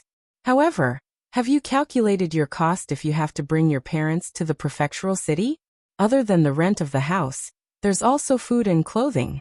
It's not easy for you to earn money alone to support 3 people in the prefectural city. Zhuangzi was vexed. He had calculated this cost before. It was indeed a little difficult. At the very least, it would be difficult for him to save money again. Gu Yundong continued. Also, have you thought about it? Your parents like to plant and take care of fruit trees. This is something they like. If they are brought to the prefectural city and can only stay at home all day to cook, wash and chat with others, will they live comfortably? Zhuangzi's body stiffened. Yes, that was the biggest problem. Update T by Nav 0. C0 He wanted his parents not to work too hard and enjoy life, but he also wanted them to do what they liked to do. However, how could anyone get all the good things in this world? Zhuangzi immediately felt conflicted.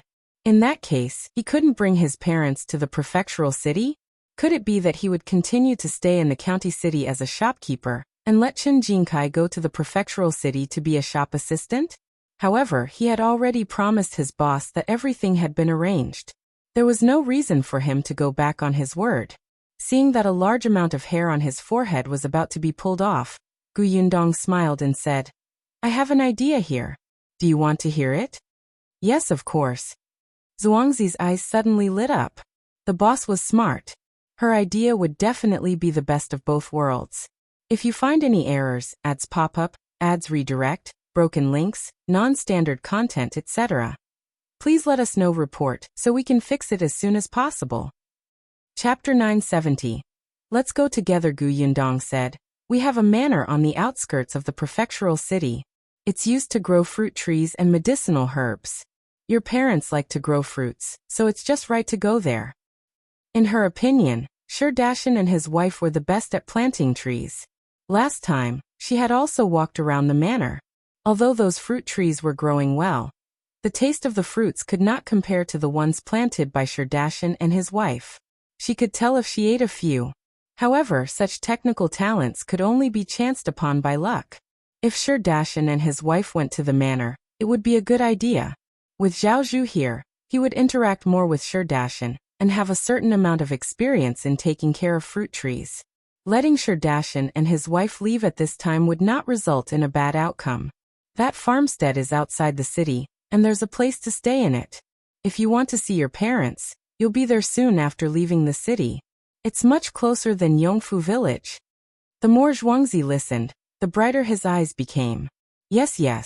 If it was just outside the city, it would be equivalent to the distance from the county to home. It was no different from now. Moreover, their parents could continue to do what they liked. Zhuangzi felt that there was no better idea than this. He immediately thanked Yundong again and again. Thank you, boss. Boss, you're the best boss in the world. I'll definitely be loyal to you for the rest of my life and work for you. Really? Yundong. No need to go that far. Had he been with Jiang Bao for too long? Had he even learned how to flatter? Zhuangzi chuckled. Yundong waved her hand. All right, hurry up and go back. You have to discuss this with your parents first and get their consent. All right, I'll go back now. After saying that, he jumped and turned to run out of the Gu residence. That day, Zhuangzi did not come again. The next day was the day Lan Hua returned home. Jiang Bao brought her back. After lunch at the Shi residence, the entire family came to the Gu residence. Yundong watched as Lan Hua combed her hair into a woman's bun and smiled shyly. From time to time, she would look into Jiang Bao's eyes. The romance between a young couple was vividly displayed. It seemed like she had been living quite well these few days. The interaction between the two was so sweet that Zhuangzi could not take it anymore. He rubbed his arms and quickly got down to business. Boss, we've already discussed it. My parents have decided to go to the manor on the outskirts of the prefectural city. They'll pack up in the next few days and come with us. Yundong nodded. This was also within her expectations. Dajiang and his wife did not have any particularly good friends in the village. In the past, they spent most of their time in the fields or at home. Especially at that time, Zhuangzi was a hooligan, so no one interacted with this family. Later on, they started to make friends, but they did not have good friends, so they did not feel reluctant. Also, Zhuangzi continued, although my parents will live in the manor in the future, Jiang Bao and I still plan to rent a house outside together. After all, Lan Hua is going to the prefecture capital with us.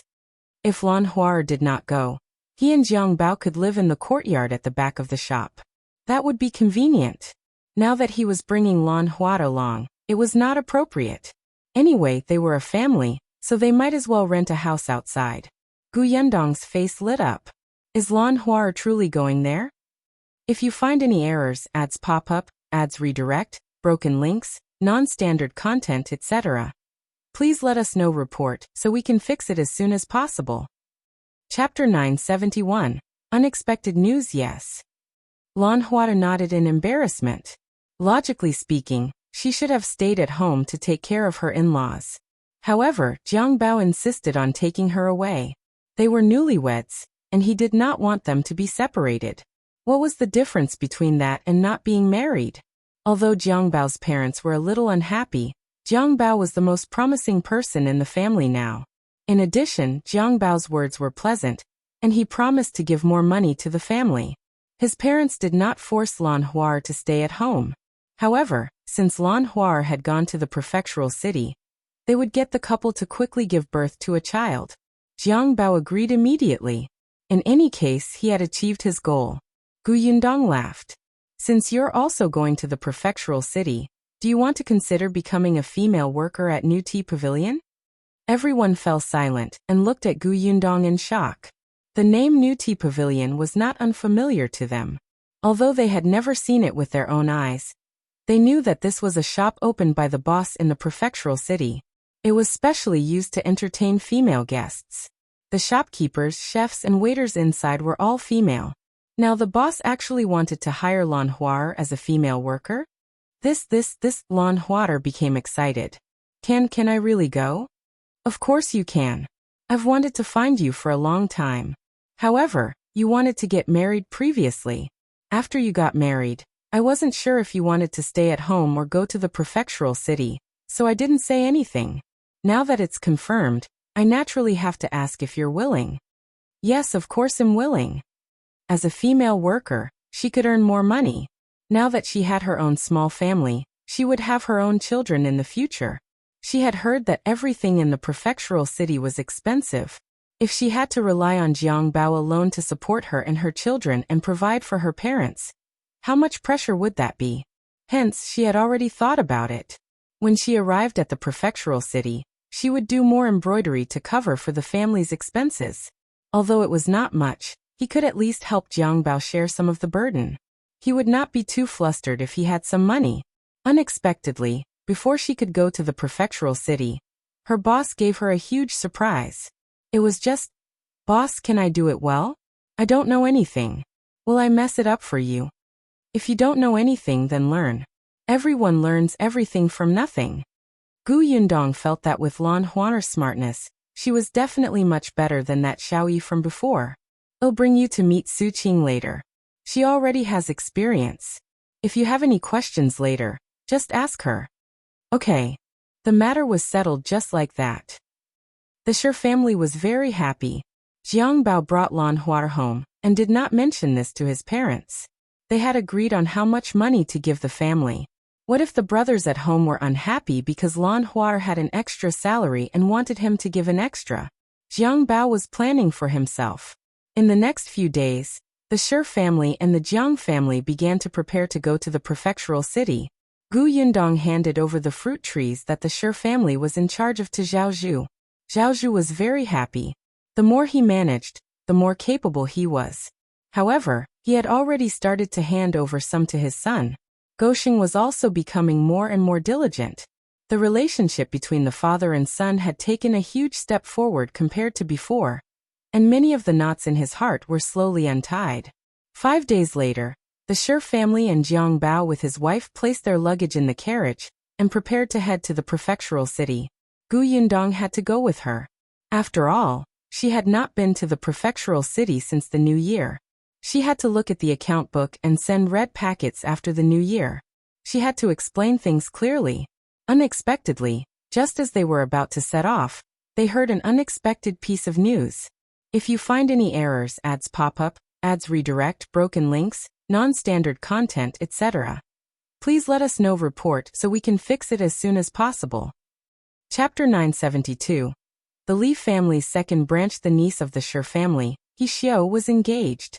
Moreover, the person she was engaged to was from Yongfu village. The Shi family was a little stunned. What was the He family thinking? The two families had just fallen out, and the He family wanted to marry their daughter here? What kind of family was so attractive to He Xiao? Yundong asked around and got an answer. Her expression immediately became strange. It was actually the Li family. The son of the second branch of the Li family. Gu Yundong did not have a good impression of the Li family, but she hated the first branch of the Li family the most. Although the second and third branches turned a blind eye to Xiao Qingyuan's experiences when he was young, and were dissatisfied with old Master Li doting on Xiao Qingyuan, they did not persecute him too much. Therefore, Gu Yundong only treated them as strangers. Ever since she and Xiao Qingyuan caused a scene in the Li family last time, the Li family's first branch did not dare to make a sound. They were like invisible people in the village, and did not dare to approach the Gu family at all.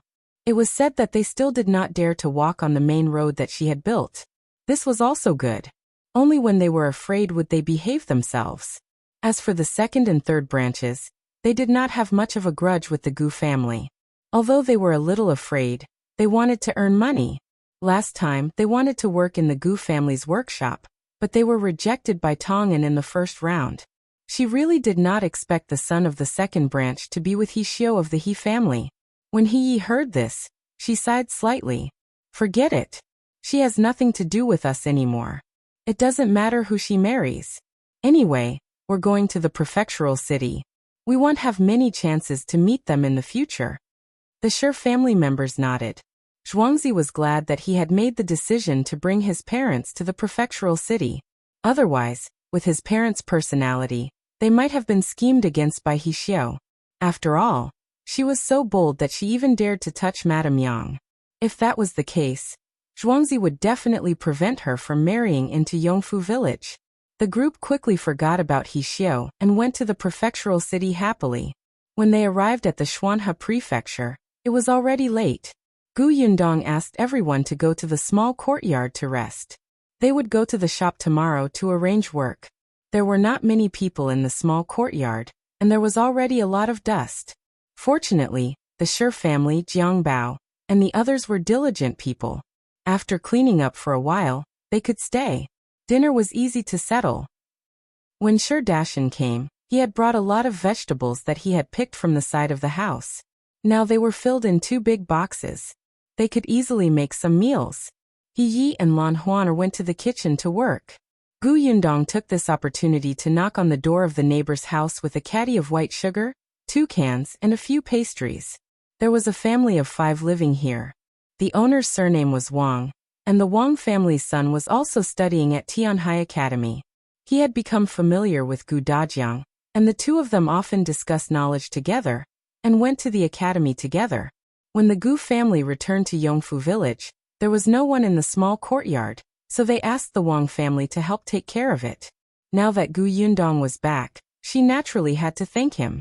When the Wang family saw that she had brought over a lot of things, they quickly declined. Gu Yundong said, "I have to go back after staying here for a few days. I still have to ask you to take care of the house. If you don't accept the gifts, I won't be able to continue troubling you." The Wang family was speechless and accepted the items. But just as Gu Yundong was about to leave, Mother Wang suddenly pulled her back and looked mysterious. If you find any errors, ads pop up, ads redirect, broken links, non-standard content, etc., please let us know. Report so we can fix it as soon as possible. Chapter 973. Someone is looking for you, Yundong, let me tell you. When your family was not around, someone came a few times and kept wandering around your house. I don't know what he was doing. I asked a few questions, and she asked me when your family would come back. Gu Yundong was stunned. Her first reaction was to wonder if youngest Uncle Gu had been found. But on second thought, if it was youngest Uncle Gu, he must have gone to Aunt Kes' place. He wouldn't have come to the small courtyard directly. She was a little disappointed. She calmed herself down and asked, "Who was it? What did she look like?" "It's just a young woman. She's been here several times. She's been especially diligent these past 2 days." "Oh, right. When she came yesterday, there was a young lady beside her." Gu Yundong searched her mind. A young woman with a young girl, who knew the address of her small courtyard. That could only be Xiao Yuan and her mother. Gu Yundong described the appearance of the mother and daughter to Mother Wang, who nodded repeatedly. That's right. It's them." "Yundong, do you know them?" "Yes, I know them. They might be looking for our family for something. I'll go over and take a look tomorrow." Then Gu Yundong took her leave. Early the next morning, Gu Yundong brought the Shi family to Gus and met Zhuangzi. Gus was as busy as ever. Fortunately, there were 2 employees and there was a break. Zhuangzi's eyes lit up when he saw the shop. He secretly said to Jiang Bao, "Indeed, I made the right choice to come to the prefectural city. Look at how big this shop is and how good the business is. The prefectural city is so prosperous. In the future, becoming the shopkeeper of this prefectural city will be my goal." Jiang Bao also raised his head and looked around. Compared to the prefectural city, the difference was too great. He had just walked all the way from the small courtyard. The crowd on this street was not something the county city could compare to. As for Gus, not only were there many people coming and going, but the customers were also very generous. Other than white sugar, there was no restriction on buying preserved fruit jam, so there were especially many people buying it. No wonder the Gu family's workshop wanted to hire so many people to rush the production. At this moment, be it Jiang Bao, Zhuangzi, or even Lan Huar, they were filled with fighting spirit. Now there were 2 shop assistants in the shop. One was Ashu, and the other was Su Changshan. Ashu was originally a temporary worker. Now that Zhuangzi was here, he was finally free. Speaking of which, he preferred to run around, and did not like to stay in a shop and be busy. Gu Yundong called Su Changshan over and introduced him to Zhuangzi. "From now on you will both be the shop assistants in this shop. Get to know each other first. You have to get along well, and help each other." Su Changshan was honest, but he still nodded excitedly. On the other hand, Zhuangzi was very adaptable. After all, he had been a shopkeeper before. He instantly chatted with Su Changshan. Gu Yundong then distributed this year's open business red packets and told Zhuangzi about the shop's business. Then they went to Xiao Qingyuan's pharmacy. Jiang Bao already knew Dr. Xiong. He was also familiar with Aju in the shop. In addition, he was smart and quickly integrated into the pharmacy team. Gu Yundong would not ask Dr. Xiong about the pharmacy. After all, he was focused on studying medicine. However, with Aju around, it was enough for her to know the situation of the shop. Finally, Gu Yundong brought He and Lan Huar to New Tea Pavilion. New Tea Pavilion entertained the female guests, so Zhuangzi and the others stayed behind. If you find any errors, ads pop up, ads redirect, broken links, non-standard content, etc., please let us know report so we can fix it as soon as possible. Chapter 974. Where's my Aunt Ko? With Madame Chiu at New Tea Pavilion, it had indeed improved greatly since her visit last time. At least the waiters wouldn't make a fuss anymore. Everything seemed to be in order. When Gu Yundong arrived, all of them stopped what they were doing and greeted her respectfully, "Boss Gu."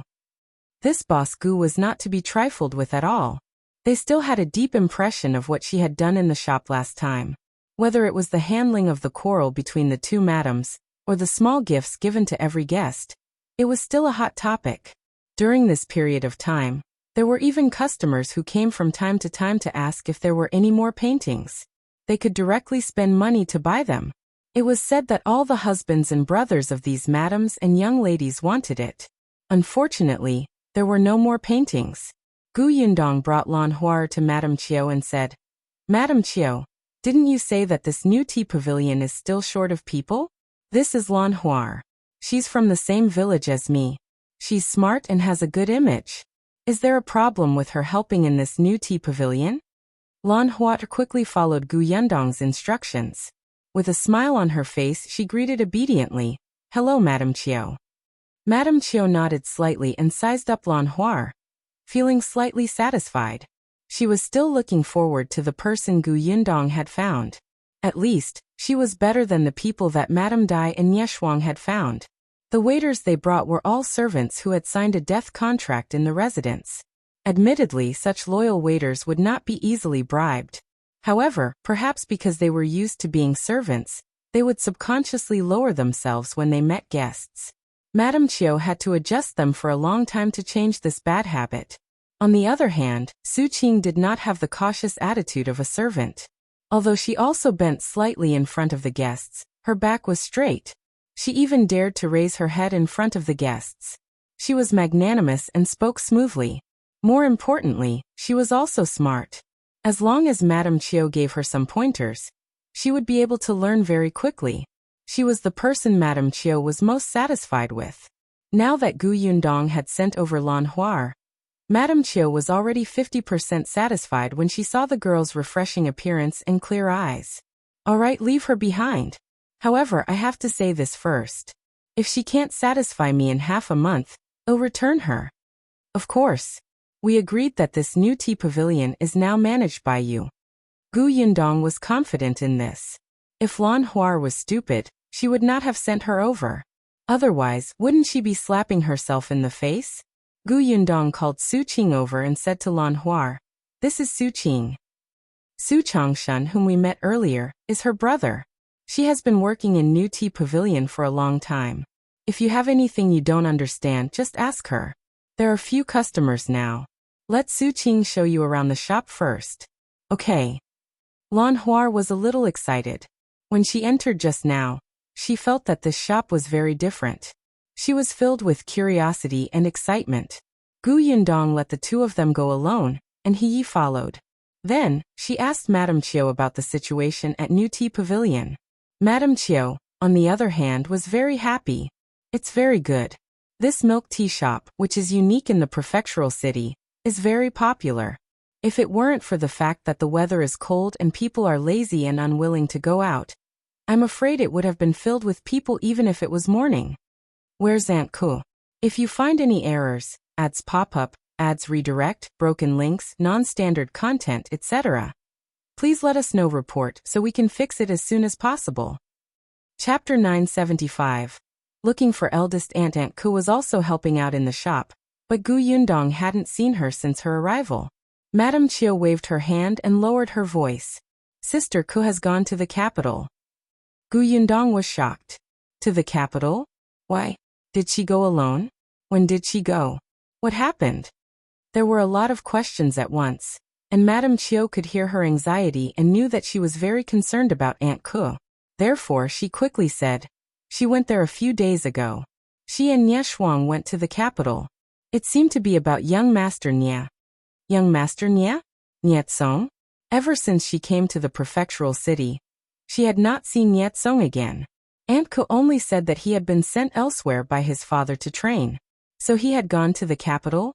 Seeing that she was still frowning, Madame Chiu comforted her. Don't worry. I heard from Madame Dai that it shouldn't be a big deal, so you don't have to worry too much. Gu Yundong heaved a sigh of relief.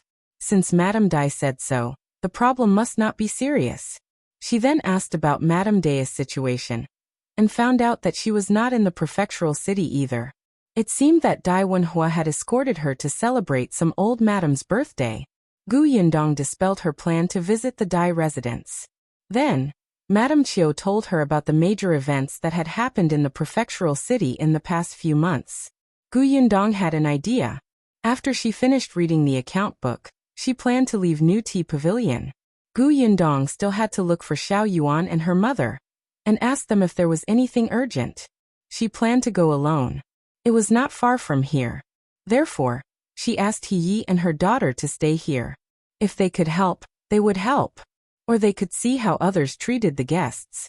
It was good to get used to it in advance. Then Gu Yundong took Tong Shuitao and drove the carriage to Xingtao Street. She went to Xiao Yuan's house and knocked on the door. Fortunately, Madame Fan and Xiao Yuan were both at home. It seemed that they did not go to the flower market to sell flowers today.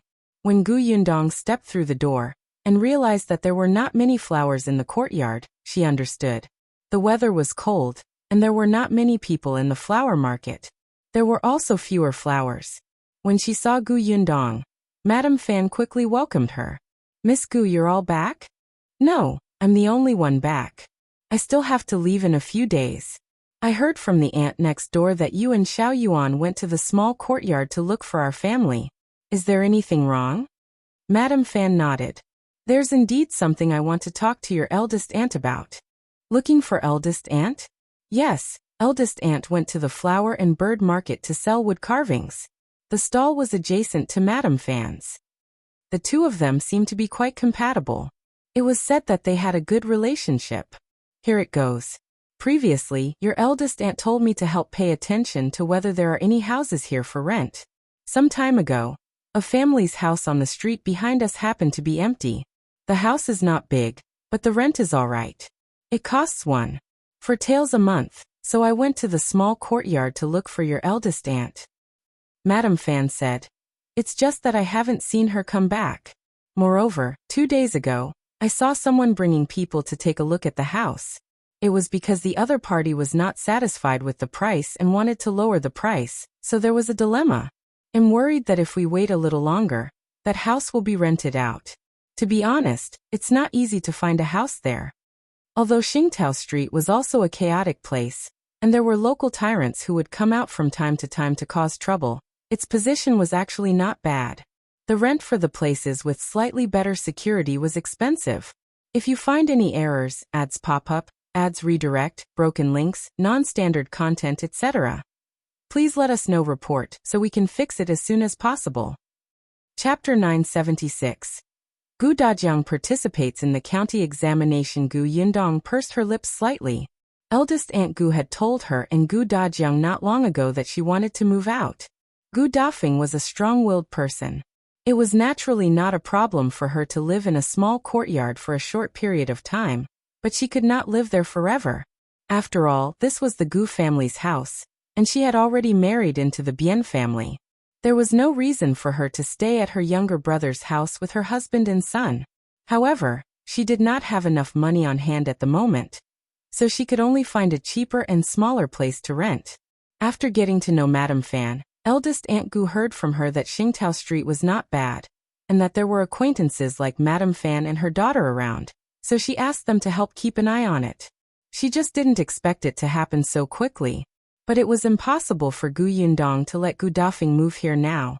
Bien Han's legs had not recovered yet. If he moved out now, if he was not careful, the early treatment would all be in vain. Eldest Aunt was going to sell wood carvings. If Uncle was the only one at home, what if he accidentally fell? At the very least, they had to let him stand up on his own. Only then could he move out. In Gu Yundong's opinion, it would take at least half a year. Gu Yundong had said this to Gu Dafeng before. After some consideration, Gu Dafeng finally agreed to continue living in the small courtyard. However, she clearly did not have time to tell Madame Fan about this. This was a waste of Madame Fan's efforts. Wait a minute, Gu Yundong suddenly thought of Zhuangzi. Didn't they say that they were looking for a house? If they lived here, Zhuangzi and Jiang Bao could go to the shop with Su Changshan, and Su Qing could be with Lan Huar. The two women wouldn't have to worry too much. Everyone lived close to each other, and could help each other. At the thought of this, Gu Yundong hurriedly said to Madame Fan, "Thank you for your kind intentions, Aunt. My eldest aunt won't rent a house here for the time being." Madame Fan was stunned for a moment before Gu Yundong continued, "But I do have someone who wants to rent a house. I'll get Shuetao to call them over. How about we take a look at that house later?"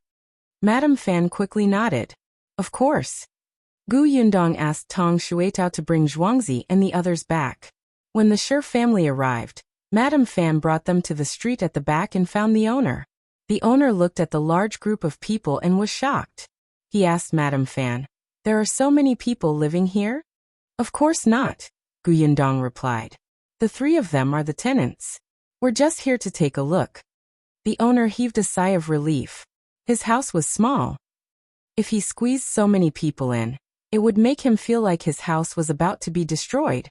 These people were up to no good. The group of people entered the house and walked around. The house was indeed small, and there were only 2 rooms. It was just right for Zhuangzi and Jiang Bao to have one each. However, the house was quite clean. Gu Yundong felt that it was not bad. Zhuangzi and the others were also quite satisfied. They even seemed a little excited. In the end, Gu Yundong helped bargain and rented it for 1.3 taels a month. After settling the matter of the house, Zhuangzi, Jiang Bao, and Lan Huar also did their own jobs and quickly got to work. 2 days later, Gu Yundong brought Shi Dashan and his wife to a manor in the suburbs and handed them over to Shuezongguang. After they settled down, she returned to Yongfu village without stopping. 5 days later, the date of the county examination arrived. The Gu family woke up early in the morning. Gu Yundong even checked Gu Dajiang's things several times. Very good. The brush, ink, paper, and inkstone were all there. The 10 pieces of clothing were also put on. Everything was ready. The rest would depend on her father's luck. She hoped that nothing would happen to his position. However, things did not go as planned. If you find any errors, ads pop up, ads redirect, broken links, non-standard content, etc., please let us know report so we can fix it as soon as possible. Chapter 977. Daughters love outside the county examination hall. There were many people squeezing in. It was still early, and the sky was not completely bright. The temperature was low and very cold. Dajiang couldn't help but heave a sigh of relief when he got out of the carriage. There were too many people, so the carriage could only stop a little further away, and then they had to get down to walk. Dajiang held a test basket in his hand. It was filled with many things that Yundong had prepared for him. The group of people followed him in. Not long after, they saw Wenjung standing not far away. Junkin and his family stood beside him. This time, only Junkin participated in the county examination in Wensheng's school. The 13-year-old youth was a little excited and nervous. His family even pulled him along and reminded him. Junkin quickly greeted Dajiang. Wenjung looked at the two of them and said, "The first round of the county examination isn't difficult. Most people who can read and write well will pass. As long as you're not too nervous and maintain a clean and tidy paper, it won't be a problem to pass. The examiner will naturally explain the rules of the examination hall to you later. Just do as you're told." Then he lowered his voice and added, "Remember, you can't mention His Majesty's name or those of the late emperors." The two of them nodded and carefully noted it down. Not long after, there was a sound in front of them. They were preparing to enter the venue after the body check. Dajiang and Junkin quickly walked forward and lined up at the back of the queue. There were many people participating in the county examination. There were hundreds of people in Fengkai County, so they were divided into several rows for body check. Dajiang stood at the back of the team and couldn't help but rub his nose. After all, he was considered rather old here. Most of the people who participated in the county examination were about the same age as Junkin. For someone like Dajiang, if he hadn't even passed the county examination, he would basically be recognized as not talented in studying. Most of them wouldn't take the examination again. Of course, there were also some who refused to give up. They were already so old and even had grandchildren, but they still refused to give up. Every year, such people participated in the county examination and would be pointed at and discussed softly. Now Dajiang had become the subject of discussion. But he was fearless. Fortunately, it wasn't long before it was his turn. Dajiang handed the examination basket to the guard and let others remove his coat with a calm expression. 1, 2, 3, 4, 5. The guard was speechless. Is this person crazy? He looked at Dajiang with a strange expression. The corners of his mouth twitched as he asked, "How many clothes are you wearing?" And Dajiang glanced at the shocked expressions of the people behind him from the corner of his eye. He coughed lightly and said, "There's nothing I can do. My children are filial. They insist that the weather is still cold, and the exam is quite stressful. If I accidentally catch a cold, won't all my previous efforts be in vain? I can't let them down." In the end, he even puffed out his chest. "Don't worry, they're all thin clothes. It's obvious at a glance. There's no problem." The corners of the guard's mouth twitched as he glared at Dajiang in dissatisfaction. This was clearly increasing their workload. Hence, the examination basket had already been checked. They were still looking at Dajiang's shoes. However, when they saw Dajiang putting on his clothes again and warming up, the others who were watching the joke couldn't help but shiver. They were so cold. After checking, Dajiang walked and relaxed. After entering, they still had to queue up and wait for the county officials to call their names. There would also be a ritual. If you find any errors, ads pop up, ads redirect, broken links, non-standard content, etc., please let us know report so we can fix it as soon as possible. Chapter 978. Failed the first examination? After confirming everything, Dajiang walked in with his badge. However, the more he walked, the more hesitant he became. A faint smell that left a deep impression on him came from the tip of his nose.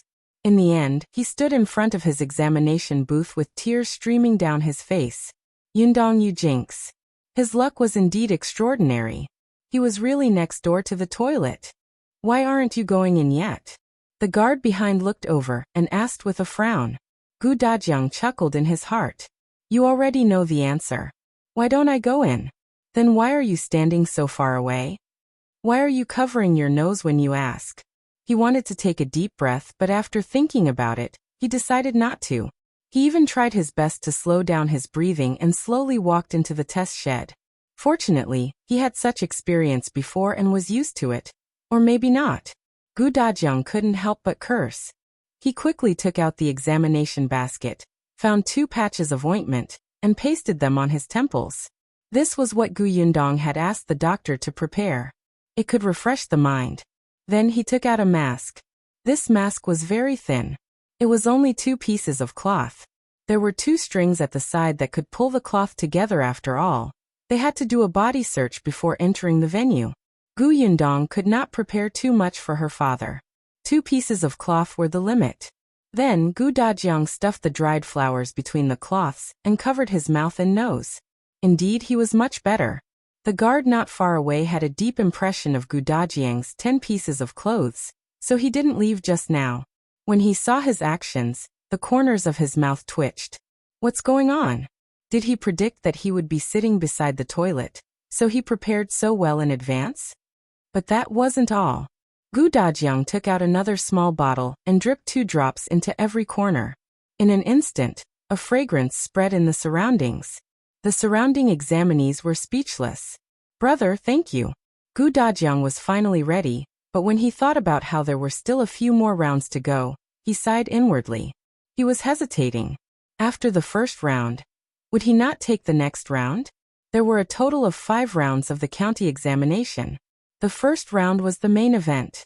Whether the candidates participated in the subsequent rounds was up to them. However, most of them would continue. Gu Dajiang had planned to finish all 5 rounds from the beginning. He was extremely sad, but after receiving the test paper, he calmed down and began to answer the questions seriously. However, many students who were participating in the county examination for the first time were too nervous. Not long after, someone ran to the toilet with an upset stomach. Gu Dajiang was speechless. This would affect his performance. Fortunately, he was fully armed. Coupled with the fact that the first round was not difficult, he focused on writing quickly. The first test consisted of 2 essays and 1 poem. The subjects and styles of the essays and poem were fixed. The entire volume could not exceed 700 words. It was indeed not difficult for Gu Dajiang. At noon, Gu Dajiang only ate some pastries and continued answering the questions. He should be the first to put down his brush. A guard noticed his situation and couldn't help but take a second look at him. After Gu Dajiang finished writing, he put down his pen and paper and read it carefully twice. Then he waited for the release. He finished answering early and was the first batch to leave. When he walked out, he realized that Zhuangzi had also come out. His expression was very calm, and there was no problem with it. On the other hand, Zhuangzi was shocked when he saw Gu Dajiang's conflicted expression. It was not the right time to ask him. After the 2 of them left the examination hall, Zhuangzi asked cautiously, Uncle Gu, are you alright? Could it be that he had failed the first round? If you find any errors, ads pop up, ads redirect, broken links, non-standard content, etc., please let us know report so we can fix it as soon as possible. Chapter 979. Too tragic. Gu Dajiang didn't feel too good. He felt that he had a smell on him. Didn't Zhuangzi feel it when he stood beside him? Zhuangzi saw his strange expression and thought that he really did not do well. He quickly comforted him. The county examination is held once a year. Many people are very nervous the first time they take the examination. But after all, after the first time, it won't happen again. Uncle Gu, let's... Before he could finish speaking, Gu Yundong and the others hurried over. Father, how are you? Are you all right? She did not ask about the results. After all, Gu Yundong was very confident in her father. But when she saw Gu Dajiang's expression, why did he look so listless? Before Gu Dajiang could say anything, 2 candidates walked past him. They covered their noses and pointed at him with smiles. That's him. The test shed is by the latrine. It's him. That's too tragic. Look at him. He's so old. I reckon he has taken the examination many times but never passed. This time, he was unlucky enough to be assigned to the toilet. There's definitely no hope this year. Isn't that so? Not long after noon, I looked up and realized that he had put down his brush. He must have given up on himself. It's too tragic. If it were me, I definitely wouldn't be able to take it and would vomit. Dajiang was speechless. If you want to discuss others, shouldn't you walk further away? Why did you stand beside me and not lower your voice at all? He glared at the two of them. The two examinees were shocked and quickly pulled each other away. He's angry from embarrassment. Let's go, let's go. Yundong's eyes flashed with disbelief. No, it couldn't be. Although she had made preparations, she did not expect the misfortune to really land on her father. The rest of the Gu family also felt that Dajiang was too pitiful, but they should be comforting him at this time. Why did they want to laugh? Junkin's eyes widened even more. Uncle Gu did not look well, because of the bad location of the examination hall? Then how did he do? Yundong was the one who calmed down and suppressed the smile on her lips. She looked up and saw her father's angry expression. After a moment of silence, she sighed and patted his shoulder. Father, you have to thank me. Let's go home. At this moment, Dajiang only wanted to go back and take a shower. After bidding farewell to Qin Wenzheng and Junkin, he left in a hurry. Yundong and the others looked at each other and immediately followed him into the carriage. Almost everyone in Yongfu village knew that the head of the Gu family, Dajiang, was going to participate in the county examination. All of them were looking forward to it. Some people hoped that he would pass, while others hoped that he would fail. However, no matter what they were thinking, there were many people waiting at the entrance of the village. When they saw the Gu family's carriage, they hurriedly ran forward and asked, Dajiang, how did you do? Dajiang, I heard that this county examination is very difficult. How did you do? It doesn't matter if you don't pass. It's held once a year. You can continue to take the exam next year. Anyway, your family can afford it. Yundong frowned slightly. She lifted the curtain and said to the people outside, Everyone disperse. It's only the first round. How can you know the result so quickly after the exam? When will we know the result? Someone asked. After all, it had been a long time since an elementary scholar appeared in Yongfu village. They didn't even know how the county examination would be conducted. In about half a month. What? That long? Yundong ignored everyone else, and the carriage quickly returned to the Gu residence. If you find any errors, ads pop up, ads redirect, broken links, non-standard content, etc., please let us know report so we can fix it as soon as possible. Chapter 980. Result publicized 2 days later. Dajiang participated in the second exam. The second round was a challenge, the third round was another challenge, and the fourth and fifth rounds were consecutive. After every round, the examinees would rest for 2 days. Therefore, it was not too hard for them to pass these 5 rounds. Ever since the first round, Dajiang had gotten used to that smell. In the next few rounds, Yundong even tried to find dry flowers that could make him feel more comfortable, and asked him to put them under his mask. Dajiang didn't know whether to laugh or cry. Actually, it didn't matter anymore. The special training at home had been very useful. He sat beside the latrine and could calmly write his article. It did not matter. However, after the last exam, Dajiang quickly ran out. After returning home, he immediately took a shower and soaked in the bathtub for an hour. He sighed faintly. Indeed, it is easy to go from frugal to extravagant, but it is difficult to go from extravagant to frugal. In the past, when I was in Gu village, I grabbed cow and pig dung with my bare hands. My body was so dirty that a layer of mud could be scraped off, but I could still lie down and sleep soundly. Now, however, it was indeed very comfortable to take a bath. Furthermore, when he came out, his daughter personally made delicious food and placed it on the table. At that moment, Dajiang felt extremely satisfied. The Gu family didn't even ask about the results. There were still 5 days before the results were publicized. During this period, he just had to eat and drink well.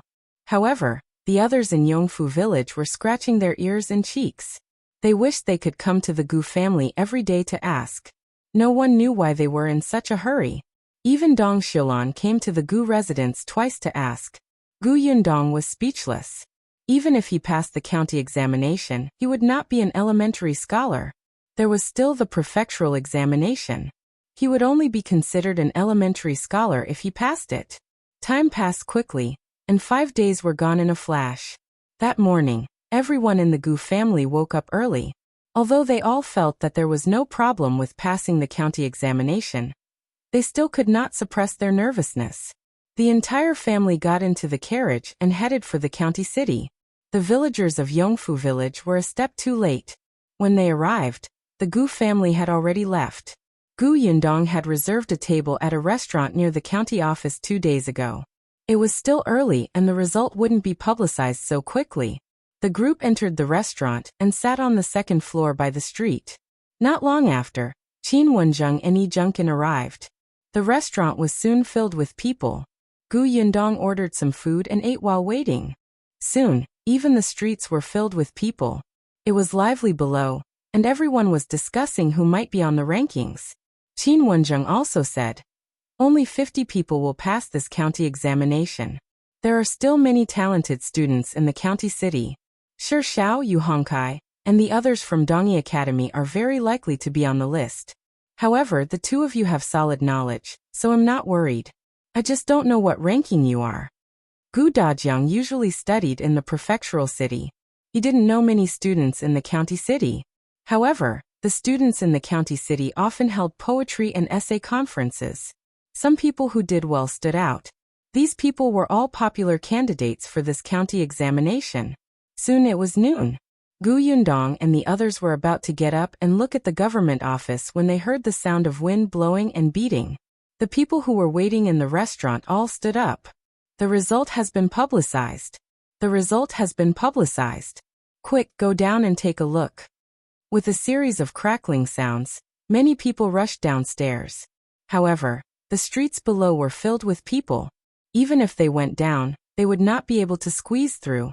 If you find any errors, ads pop up, ads redirect, broken links, non-standard content, etc., please let us know. Report so we can fix it as soon as possible. Chapter 981. Who's the county champion? The Gu family members calmly continued to sit in the restaurant on the second floor. If they went down now, they would not be able to squeeze in at all. It was better to wait for the crowd to disperse before going down. Yi Junkin's family wanted to go down, but seeing that the Gu family was in such a state, and that Qin Wenzheng was still around, they stabilized themselves and continued to eat and drink. Only their table was left on the huge second floor. The streets below were already crowded with people. 2 armed bailiffs opened the way in front, and the 2 bailiffs behind walked to the notice board with the rankings. Everyone looked at them eagerly. The few bailiffs were expressionless and only scolded the crowd that was squeezing around.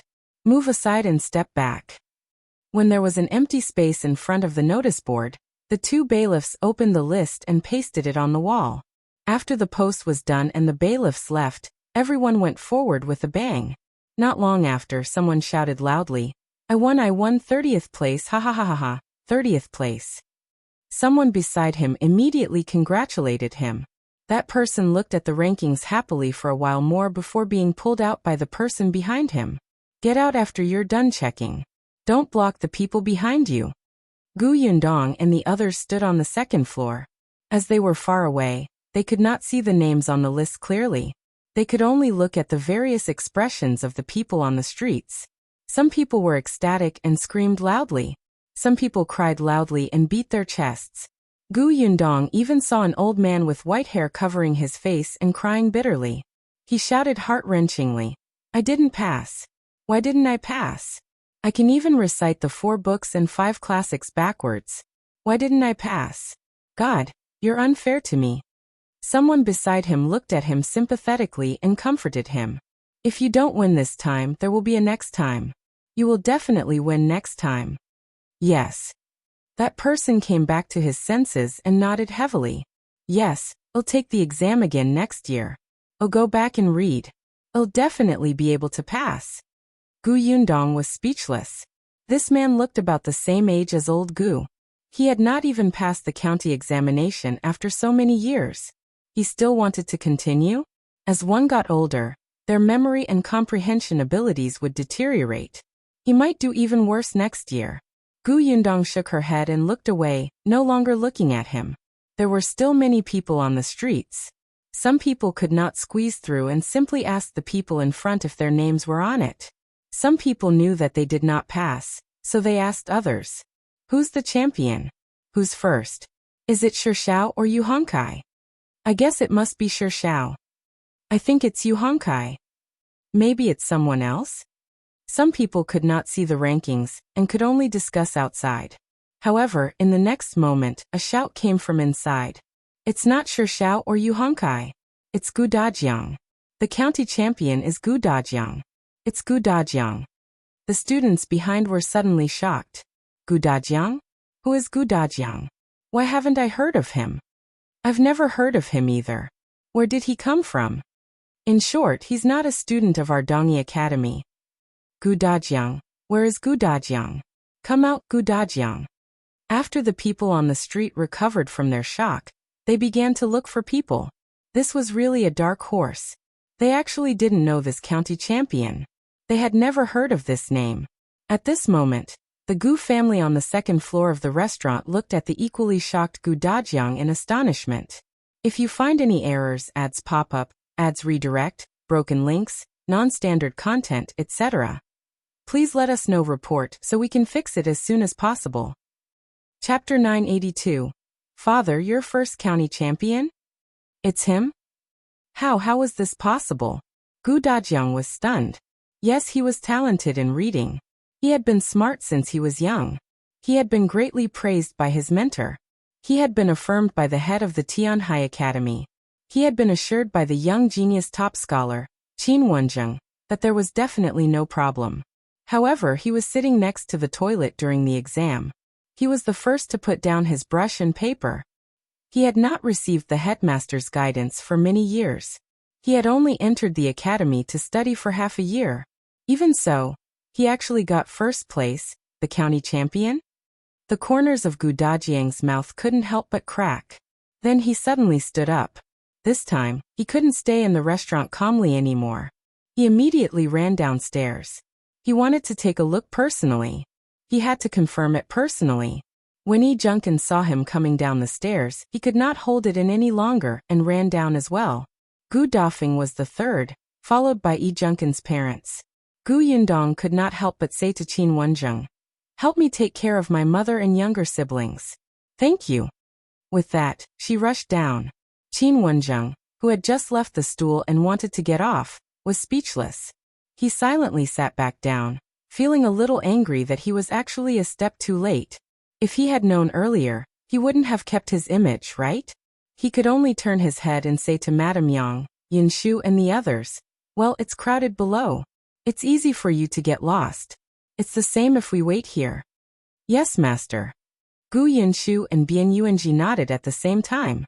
Although Madame Yang was still thinking about going down, Lu Hongxiu stopped her. Seeing that the three children had squeezed to the railing and were looking down, she quickly squeezed over. As expected, as soon as she lowered her head, she saw Gu Dajiang and the others rush out of the restaurant and walk towards the rankings one after another. Gu Yundong was fast and had already reached Gu Dajiang, but she couldn't squeeze in at all. There were too many people. She had just squeezed in when she was pushed out again.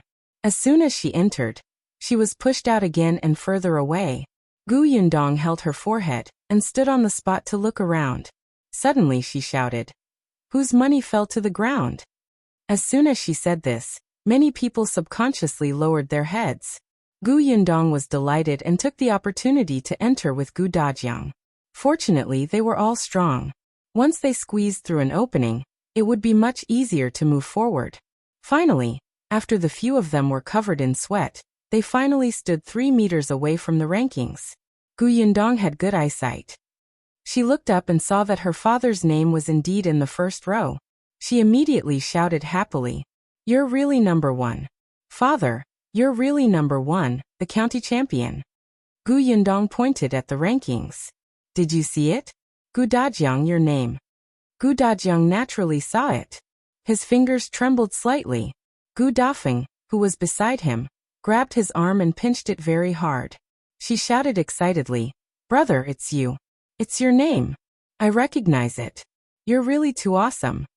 When the people beside them heard the commotion, they turned their heads with a whoosh and focused their gazes on them. County champion? So this person was Gu Dajiang? The eyes of the two people beside him constricted as they looked at him in shock. If you find any errors, ads pop up, ads redirect, broken links, non-standard content, etc., please let us know. Report so we can fix it as soon as possible. Chapter 983. He's fourth. One of them couldn't help but touch him. Why, your name is Gu Dajiang? Yes, it's me. Gu Dajiang finally came back to his senses. His face was filled with joy as his eyes landed on the rankings. That person's eyes widened. Are you really Gu Dajiang? But you were beside the toilet during the exam.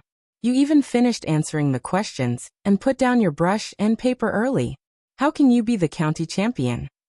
When the others heard this, they were even more shocked. His exam shed was by the latrine? Finishing the questions early? Are you serious? Gu Dajiang also recognized the two of them. Weren't they the people who had stood beside him when he left the examination hall and said firmly that he couldn't get in? Gu Dajiang couldn't help but puff out his chest. So what if the test shed is beside the toilet? As long as you answer the questions seriously and don't smell anything, you can naturally write like a god. Everyone was speechless. Gu Yundong thought of the 5 or 6 sachets he had brought with him during the second round of the exam. The corners of her mouth twitched. Forget it, since it was a joyous day, she would not expose it. However, the people around him quickly congratulated Gu Dajiang. Brother Gu, to be able to achieve such results despite such an environment and obtain the county championship, you're indeed admirable.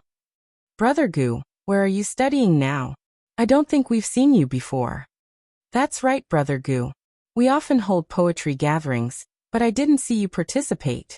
If you came, we would have known you long ago. Gu Dajiang had interacted with the students in Tianhai Academy for a long time, and was already used to it.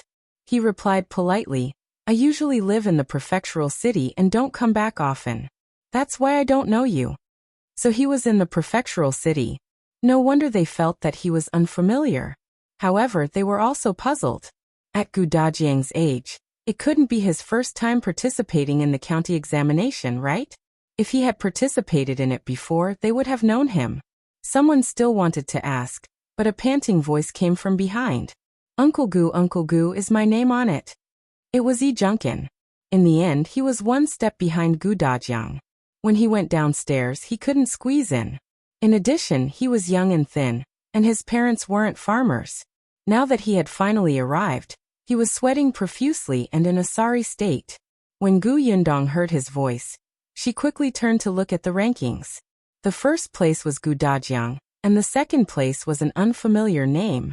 Anyway, she didn't know. The third place was Yu Hongkai from Dongyi Academy, who Qin Wenzheng had mentioned had a chance of becoming the county champion. The other person, Shi Shao, was in 6th place. Yi Junkin was in 4th place. Gu Yundong was delighted. She immediately turned his head and said, You won too. You're 4th. Yi Junkin was stunned and immediately shouted happily, I got it too. Father, mother, I got it too. His parents were so happy that they cried. Yes. You got it too. Our son is too capable. Many people were attracted by them. It was said that he was 4th. Although he was not as good as the county champion, he was still in the top 10 of the county. It was also an honor. All of them were instantly envious. Moreover, this young man looked to be only 13 or 14 years old. He was so young.